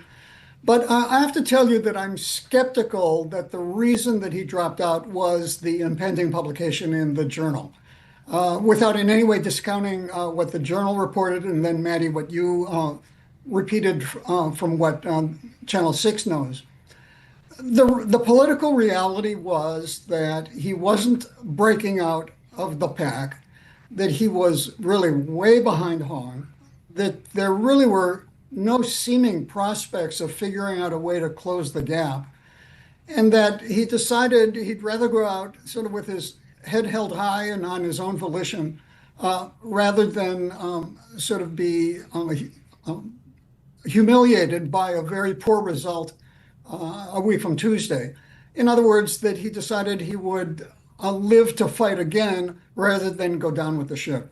So to be clear, you believe it wasn't the report, but rather he kind of saw the writing on the walls with the polling numbers.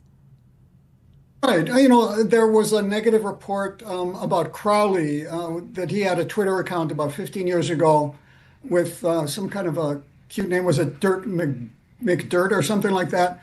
And he sort of weathered it. He answered, and it didn't have legs. There was no follow-up possible. And so I suppose one could construct a scenario that the same thing perhaps could have happened when the Journal released this story, that he would have been able to weather it. But really his negative political standing was, it seems to me, a much more persuasive reason for him to do it, and to do it before being too close to Election Day. Between people suddenly dropping out and the smear campaigns and Sarah Rodriguez firing her campaign manager, all of these things over the past few months, do you think this hurts the Democratic Party as they head into the election in November, no matter who it is? Yeah. I'm skeptical. November is just, in political terms, an eternity from now. And if you and I are chatting in late October, early November, I doubt there'd be very many people who'd remember this sort of messy 2 weeks that we've experienced. And I'd like to sort of flip the script a little bit, because when we've talked in the past, we've talked about this highly fractured field and how are voters going to decide who to vote for. And all of a sudden, almost instantly, we have a two-person race. It's the race between State Representative Hong and County Exec Crowley. And interestingly, one is in Dane County and one is in Milwaukee. So there's almost like a geographical race between Milwaukee Democrats and Dane County Democrats in terms of whose voters sort of dominate the party. And again, I think appropriately that the Dane County candidate is the one who's farther to the left than the Milwaukee County candidate, who's closer to the center. So this is sort of, it seems to me, clarifying for the voters that sort of sweeping away the underbrush, and with now 10 days to go before the primary, the voters can decide on these two. I mean, you have to admit that it seems hard that Crowley could jump from 7% to something in the 30s or 40s. But I think he's got a fighting chance depending on what he does over the next 10 days. Yeah, it'll be interesting to see as we start to count down to that primary on August 11th. Whoever it is, whether it's Crowley or Hong, who's going to come out of this primary as the front runner and as the candidate, what do you think they have to do over the next couple months to kind of get people to forget about the messiness that has been this past month or so? Well, I don't think there'll be any problem in terms of losers sort of sulking and walking away. I think the next morning we're very likely to see a press conference where the loser of the primary is side by side with the winner of the primary and calling for party unity. The differences between these two candidates is minor if you compare it, if you contrast it with the ideology of the Republican Party or with Congressman Tom Tiffany. So I think it'll be crystal clear what the differences are. The key, it seems to me, is to articulate why it's important to vote for, fill in the blank. that Francesca Hong is going to say, yes, you've called me a socialist, but here's what I stand for, and this is how I want to affect working people. If it's Crowley, I think the case is I'm a moderate Democrat. I'm in the mainstream. I'm at the center, and therefore that I'm a kind of a safe candidate, a one-on-one with Congressman Tiffany. So partisan differences become much more important than intra-party differences once the primary is behind us. Well, we look at who's still in the race. It's down to 4. But as far as what people will see on their ballot come August 11th, it's these people right here. I know Barnes suspended his campaign, the latest to do so. His name is already printed on the ballot. How many voters do we expect might still cast, I guess, a quote like zombie vote for him? And do you think this will impact the remaining candidates? You know, this has been a very sort of dispiriting list of events, because since the Wisconsin Election Commission listed all 7 of them as qualified to be on the ballot, that people started getting their mail-in ballots and filling it out and sending it in. And people have started earlier this week going to do in-person early voting. And the fact that it was impossible to take the names of those 3 off the ballot really, I think, is discouraging, because these then become sort of wasted votes. One can really understand a Milwaukeean or anybody in Southeast Wisconsin saying, gee, if I had known that so-and-so was going to drop out, then my second choice would have been so-and-so, and then my vote would have counted. So I guess we're in a very difficult situation, and I'm sure there's some frustration on the part of the voters. My only suggestion at this point is, if you can do voting on election day instead of early voting, maybe it would be a good idea to wait until election day, just in case there are any more surprises coming up over the next 10 days. Mordecai, I feel like that is a safe bet based on what we've been covering over the past few weeks. I think that's a good recommendation, because seriously, you never know. I mean, you said we might as well report on who didn't drop out at this point, but it will be very interesting to see what develops, if anything else, coming August 11th when that primary does happen. Mordecai, thanks for being with us here on the live desk. Of course, we'll tap you if anything new does develop. I feel like are you able to sleep at night still? You never know what could happen.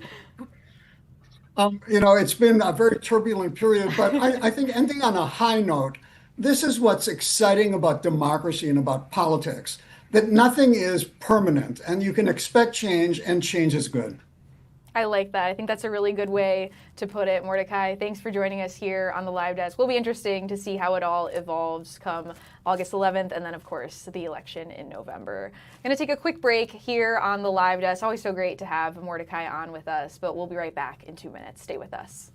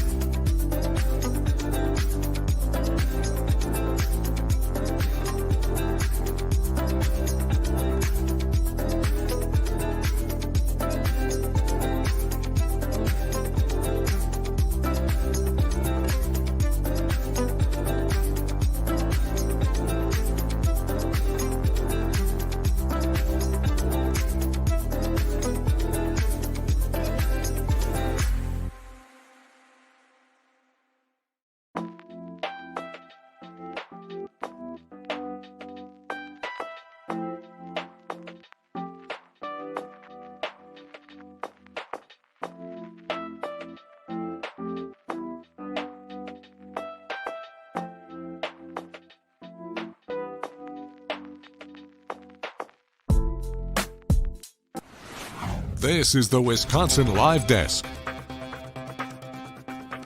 Following something that just got into our newsroom a few minutes ago, by a 15-0 vote, the Milwaukee Common Council today approved a $3.6 million tax incremental district to help fund construction of 94 new affordable homes in the Amani neighborhood on the city's north side.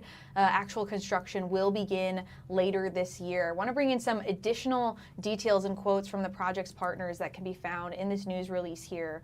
So it goes on to say, quote, "We're thankful for the Common Council's support, especially for the leadership of Alderwoman Coggs, Alderman Jackson, and Alderman Russell Stamper, who sponsored the tax incremental district legislation." That's according to Teague Whaley-Smith, the Chief Alliance Officer of the Community Development Alliance, which originally submitted that plan. CDA has been working with the Dominican Center for Women and Neighborhood Group, Amani United, every other week for the past 2 years, seeking input on what housing options Amani residents need and want. Elizabeth Brown from Amani United said this is a big step towards the residents of Amani investing in their own community as well as elevating it, which is great. So 15-0 vote there from the Common Council. So it'll help fund construction of, again, 94, almost 100 new affordable homes, and construction will begin later this year. So one of the big things that we're following here as it comes into our newsroom, this is the plan right here in the map that you can see for those 94 homes. Amani is saying, in quote, "As housing costs rise, local renters are finding it harder than ever to invest in their first home. Approval of the Amani TID is an important step toward breaking down those barriers." That's this from the CEO, Brian Sonderman of Milwaukee Habitat for Humanity.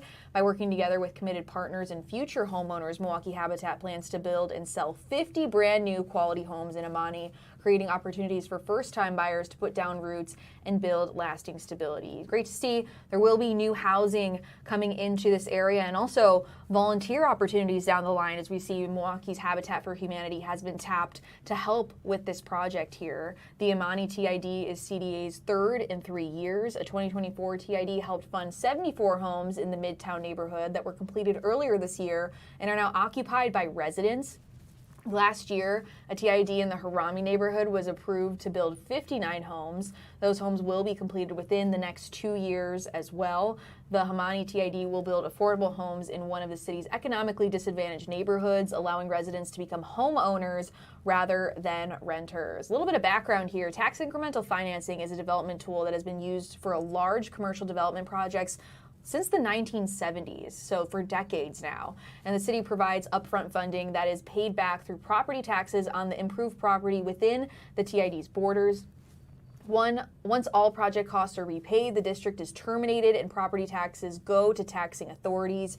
State statute allows up to 27 years to pay off all costs. The city of Milwaukee says the average paycheck period is approximately 18 years. But again, we are following this just into our newsroom. The Common Council approving a $3.6 million tax incremental district to help fund construction of, again, 94 affordable homes in the Amani neighborhood. You're looking at a map to show where that project will kind of develop. Again, Milwaukee Habitat for Humanity has been tapped to build 50 of those homes. So volunteer opportunities to look out for down the line, but we are expected to have that construction begin shortly, as we see here. Begin later this year is when we'll start to see those homes going up. So we are going to take a quick break here on the Wisconsin Live Desk. Thanks again for being us here. It's 3:30 on your Friday afternoon, as I'm about to cough. We'll be right back in 2 minutes. Stay with us.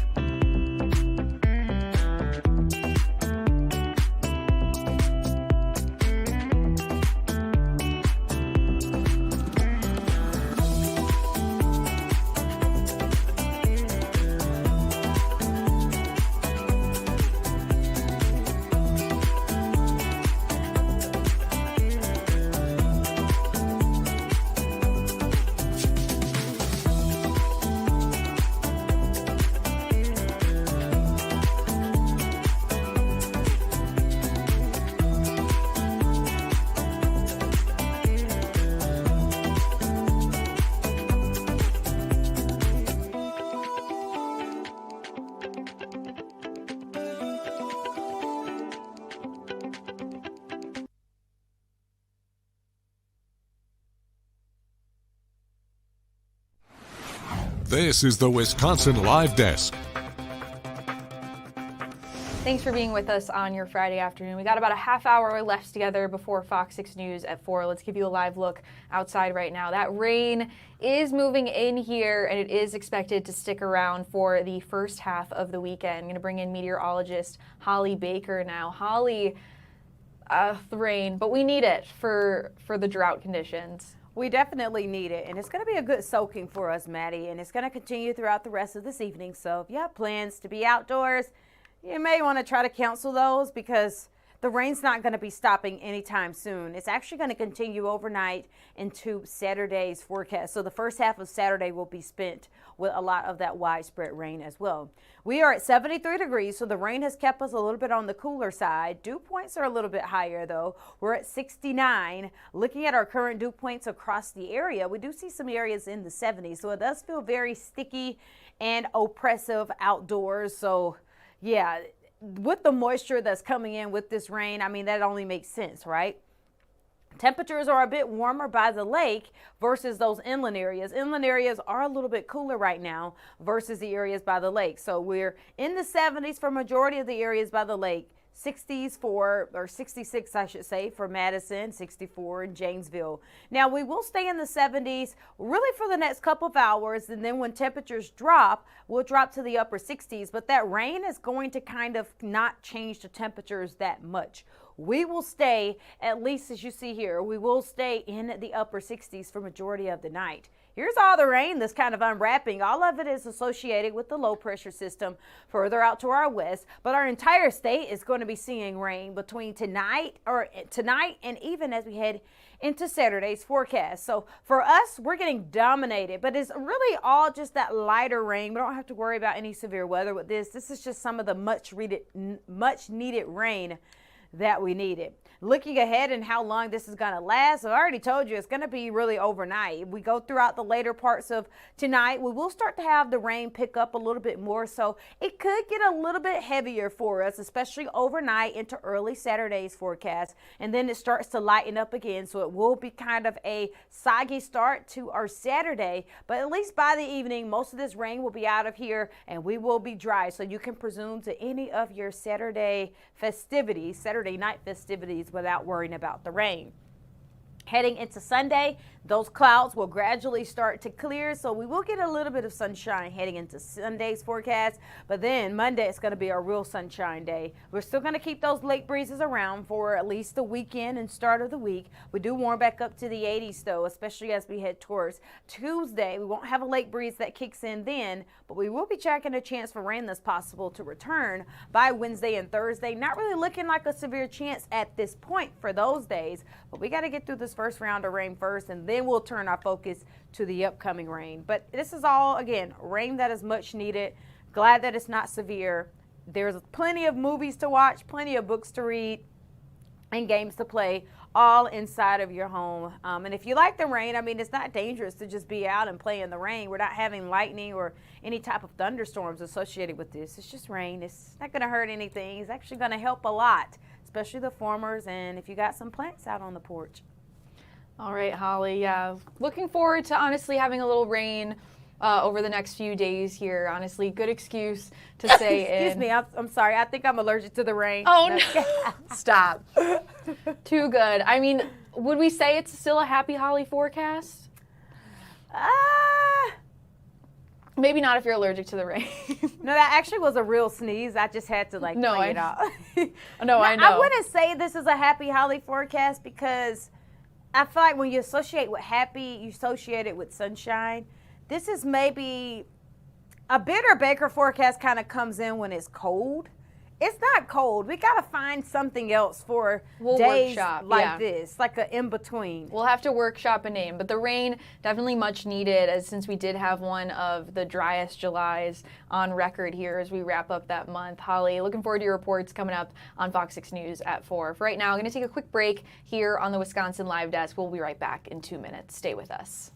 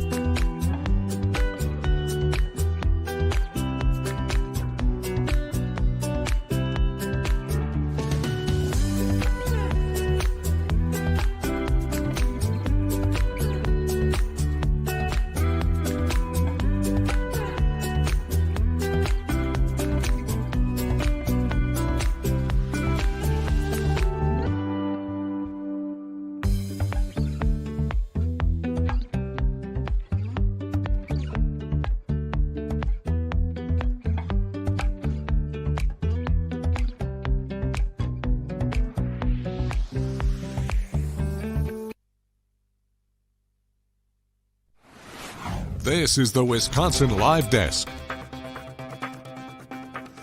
3:40 on your Friday afternoon. I want to talk a little bit about an investigation that we've been following for about a week now. Tony Romo was arrested in Milwaukee last week over an OWI first offense. I want to bring in Milwaukee criminal defense attorney Michael Hart. Thanks so much for being with us today. Of course, Maddie. So for us non-lawyers, which includes myself, can you walk us through what exactly an OWI first offense citation entails in the state of Wisconsin? In terms of penalties? Yeah. Sure. So first offense in Wisconsin is a non-criminal violation, a municipal ordinance violation subjecting to anyone who is convicted of a revocation of his or her driving privileges for not less than 6 months nor more than 9 months, a fine, and a mandatory court-ordered drug and alcohol assessment. As this varies from state to state, usually it's not typical to see an OWI just be a citation. Is that unique to Wisconsin? It is. We have some of the most lenient first offense drunk driving laws coupled with some of the most onerous multiple offense drunk driving penalty laws. And when we look at that body camera video that was released just a few days ago, Romo was denied the chance to call a lawyer several times after being pulled over. To clarify for our viewers, under Wisconsin law, do you have the right to an attorney before stepping out of the vehicle, or when do you have that right? Well, you have a right to a lawyer in court if you're charged. You certainly don't have a statutory right to talk to your lawyer from inside the car before you step out. You have the right to request counsel and not incriminate yourself. And law enforcement is required, if you request counsel, to provide counsel or allow you to have your own counsel before questioning you while you are in custody. We call that custodial interrogation. That triggers one's Miranda rights, entitling one to a lawyer of his or her choice. And police pulled Romo over for allegedly passing cars illegally and then before noting red, glassy eyes and an odor of alcohol. From a defense standpoint for you, how much probable cause do officers actually need to pivot a traffic stop to a full-blown OWI investigation? I think they need more than they probably have here. They need reasonable suspicion. So poor driving in and of itself isn't sufficient to lead law enforcement to require lawfully a subject to step out of the vehicle and perform field sobriety tests. Now, if it's coupled with the smell of intoxicants or red glassy eyes or unsteadiness or slurred speech, all of which I think lacked in this case, at least from what we've seen from the squad cam videos, you need more than that. And when the body camera video goes on and when he's back at the Milwaukee County Sheriff's Office, he can be seen talking a lot with members of law enforcement and the deputies, even asking if he passed the test at the end. As a defense attorney seeing this, what goes through your mind? Well, it's all part of the picture, right? So it's their burden, it's the state's burden, or in this case, the county's burden to sustain the charges. They have to prove it. And in cross-examining an officer, his ability to speak clearly or stretch or stay limber runs contrary to the idea that he was too impaired to drive his car.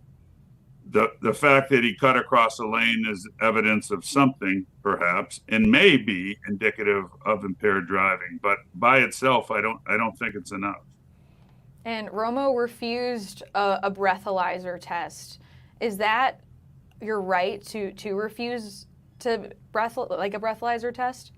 No, just the contrary. As a motorist, you have provided the state with implied consent to, in the event there's probable cause or reasonable suspicion, to provide a sample of your breath. Failure under Wisconsin law to abide by a request by law enforcement to provide a sample, the penalty for that exceeds the penalty for failing a breathalyzer test. So that's the one problem I think Mr. Romo is going to have down the road. If convicted of improperly refusing the breath test, the penalty is a revocation of his driving privileges for 12 months. It's not limited to 9. And that was kind of going into my next question, because we know that he was cited. Can you go into a little more depth about what's next from here for Romo? Sure. I'm sure his lawyers will request a refusal hearing. That is, whether his refusal was appropriate or lawful based upon the criteria established by the Department of Transportation. They will enter likely a not guilty plea to the OWI. They'll likely enter not guilty pleas to the traffic offense of improper lane deviation. They will make their initial appearance, and the case will proceed in the system. All right, it'll be interesting to see how it all develops over the next few weeks here. So obviously a big story to happen right here in Milwaukee that we've been covering a lot, and we'll bring updates as it develops. Attorney Hart, thank you so much for joining us here on the Wisconsin Live Desk. We're going to take a quick break here now. We'll be right back to wrap things up. Stay with us.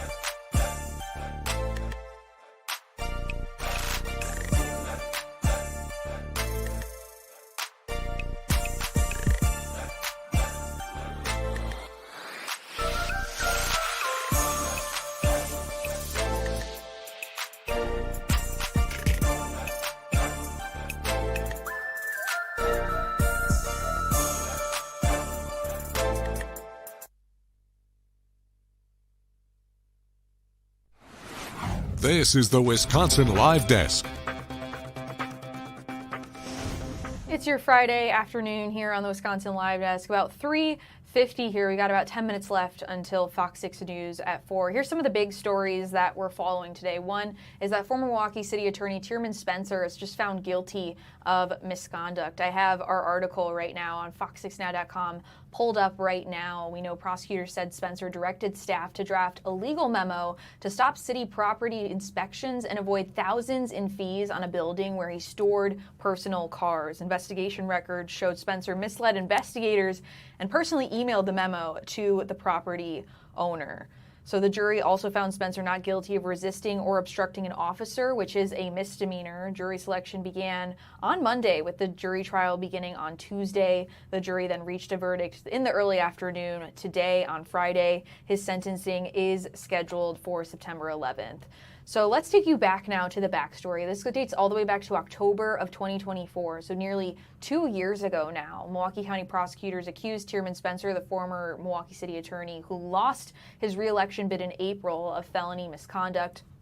According to a criminal complaint, the district attorney's office found Spencer used discretionary power as city attorney to prevent the city's client, the Department of Neighborhood Services, from performing inspections and assessments on a property where he stored cars. Specifically, the 67-year-old is accused of directing city attorney's office staff and resources to the property avoid fees and repairs on requirement Department of Neighborhood Services inspections that totaled thousands of dollars. Prosecutors said Spencer also misled investigators about the use of resources for his personal benefit, while also admitting that he directed city attorney resources for his personal benefit. And contrary to the office's client, the City of Milwaukee Department of Neighborhood Services, the city attorney's office would be tasked with representing DNS in court. So again, we do know now, that's a little bit of the backstory there from October. We do know that he was found guilty of misconduct today. So again, his sentencing is set for September 11th. Depending on that time of that, we will bring it to you live here on Fox Local. Going to take a quick break here on the Wisconsin Live Desk. We'll be right back to wrap things up. Stay with us.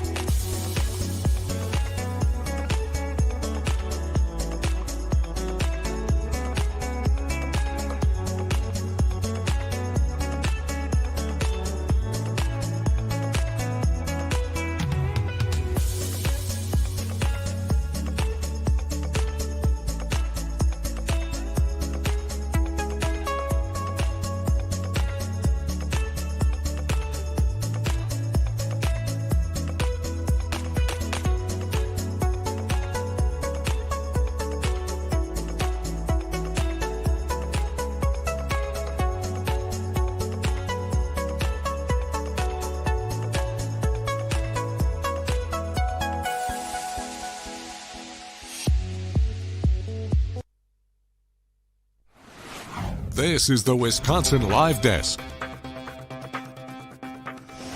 It's almost 4 o'clock here on your Friday afternoon. Give you a live look outside right now. The rain is moving in right now. Taking a look at your radar here. It's going to stick around for a while too. We are expecting to see rain into the late evening as well as into a little bit of tomorrow here. Taking a look at your, oh gosh, I think I almost just choked. I'm good though. Taking a look at your 6-day planner, chance of rain on Saturday, but we are expected to see the sun come back out on Sunday there. And then headed into the week, we are expected to pick back up in temperature here back in the 80s, but we are seeing below average temperatures for this time of year come this weekend. So maybe a time to stay inside, cozy up with a blanket, maybe read a little bit, open the windows. I know I'm excited. I know my We Energies bill is going to be thanking me this weekend because I will be opening those windows. I'm seeing our FOX6 live truck is on the move right now. Well, it's actually stationary, but just to give you a look at what it looks like on the ground right now with the weather. You can see that rain kind of trickling in. This is a live look from the street downtown here as we are tracking that rain that is moving in here. Of course, we did see a large round of storms, sizable, on Monday, where we weren't hit that bad, but our friends up in the Fox Valley area were hit really hard. The National Weather Service confirming an EF3 tornado rolled through the area just before noon on Monday. It's now day 4 of cleanup in some of the hardest hit areas like Menasha. Damage assessments did begin yesterday, and here's a look at some of the slips that people could be receiving right now. So this is the green one that says inspected, and the City of Menasha Police Department is telling people based on which one you've received to follow the instructions of what they are telling you from these assessments. So you could get inspected, restricted use, or unsafe. So a lot of families just trying to pick up what's left of their homes after this tornado did roll in. For some reference about where we're talking about, this is the Fox Valley area. It covers Appleton, Menasha, and Neenah. All 3 of these communities here issued a disaster proclamation following that EF3 tornado that is coming in. We spoke with our reporter Ben Hansen earlier about some of the volunteer efforts that are happening across the state of Wisconsin. The village of Pleasant Prairie is doing a donation drive for Fox Valley. People have until August 7th to donate some goods to them there. They said they're mostly looking for goods that revolve around the cleanup process, because that is where things are directed now, as some people's homes completely destroyed, roofs torn off there. We've had coverage there all week long surveying the damage along with other officials. Another group that we spoke with here on the Wisconsin Live Desk, this is in Little Chute, Wisconsin, where Kaviani Baseball Training Facility is putting together care packages for victims of the storm out there in Menasha. As you can see there, toilet paper and several other items that will hopefully help families. So we are wrapping up here on the Wisconsin Live Desk, but you can get those reports coming up on Fox 6 News at 4. Thanks for being with me. Have a great weekend.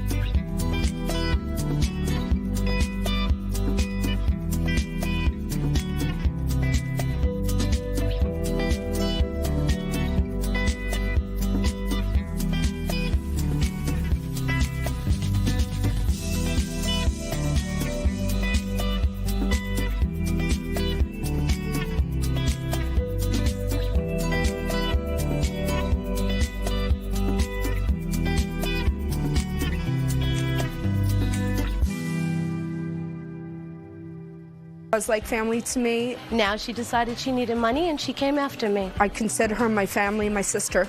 Money is the root of all evil. It destroys friendship. Never mix money and friendship. It never works.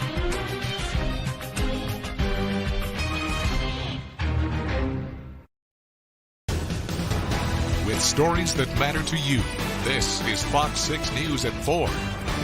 Now at 4, we are learning more about the man who was shot by police Thursday after what they say was a hostage situation at a mire in Waukesha. Our Waukesha County reporter Brett Lemoyne will join us live with the news details. But first, we got to get to our big story at 4. Donations are streaming in for those affected by the EF3 tornado in Menasha from earlier this week. But while plenty of people are helping, there are some that are taking advantage of this situation. Our Racine and Kenosha County reporter Ben Hansen out in Pleasant Prairie, where the village hosting a donation drive. Ben. Yeah, a lot of people are coming to drop off supplies. You can see these right behind me. There are 5 locations throughout Pleasant Prairie where people can do that. I was talking to Mary Luer earlier today. She was the one who had the idea for this donation drive and helped organize it. Menasha was hit by the tornado on Monday afternoon. Mary sprung into action, and Wednesday morning they were taking donations already. And from there, it's only gone up. So we're very excited with how the community has come together. And it's just very important in times like these that we support each other. Like you were saying, in the excitement of donating, there are people outside of Menasha trying to take for themselves. The Menasha Police Department is warning about donation and repair scams online and in person. Officer Rowe from Menasha said storm chaser scams have been an issue during the cleanup process. These are businesses that give higher than normal quotes outside of Menasha for repairs on tree removal or repairs on the homes themselves and ask for the full payment up front. To avoid these, Rowe says to get repair recommendations from your insurance company, not pay fully up front, and ask for a written contract. That's concerning, and we want to make sure that our residents who are going through a very traumatic time do not have to worry about facing financial problems next week, next month, dealing with these scams. Money donation scams have also been a problem. I saw almost a dozen posts about these on Facebook today. Scammers are requesting money through links or even text messages that never actually go toward relief in Menasha. Menasha PD says they have noticed this problem, but no official charges or reports have been filed yet. For this, Rose says to donate to United Way of Fox.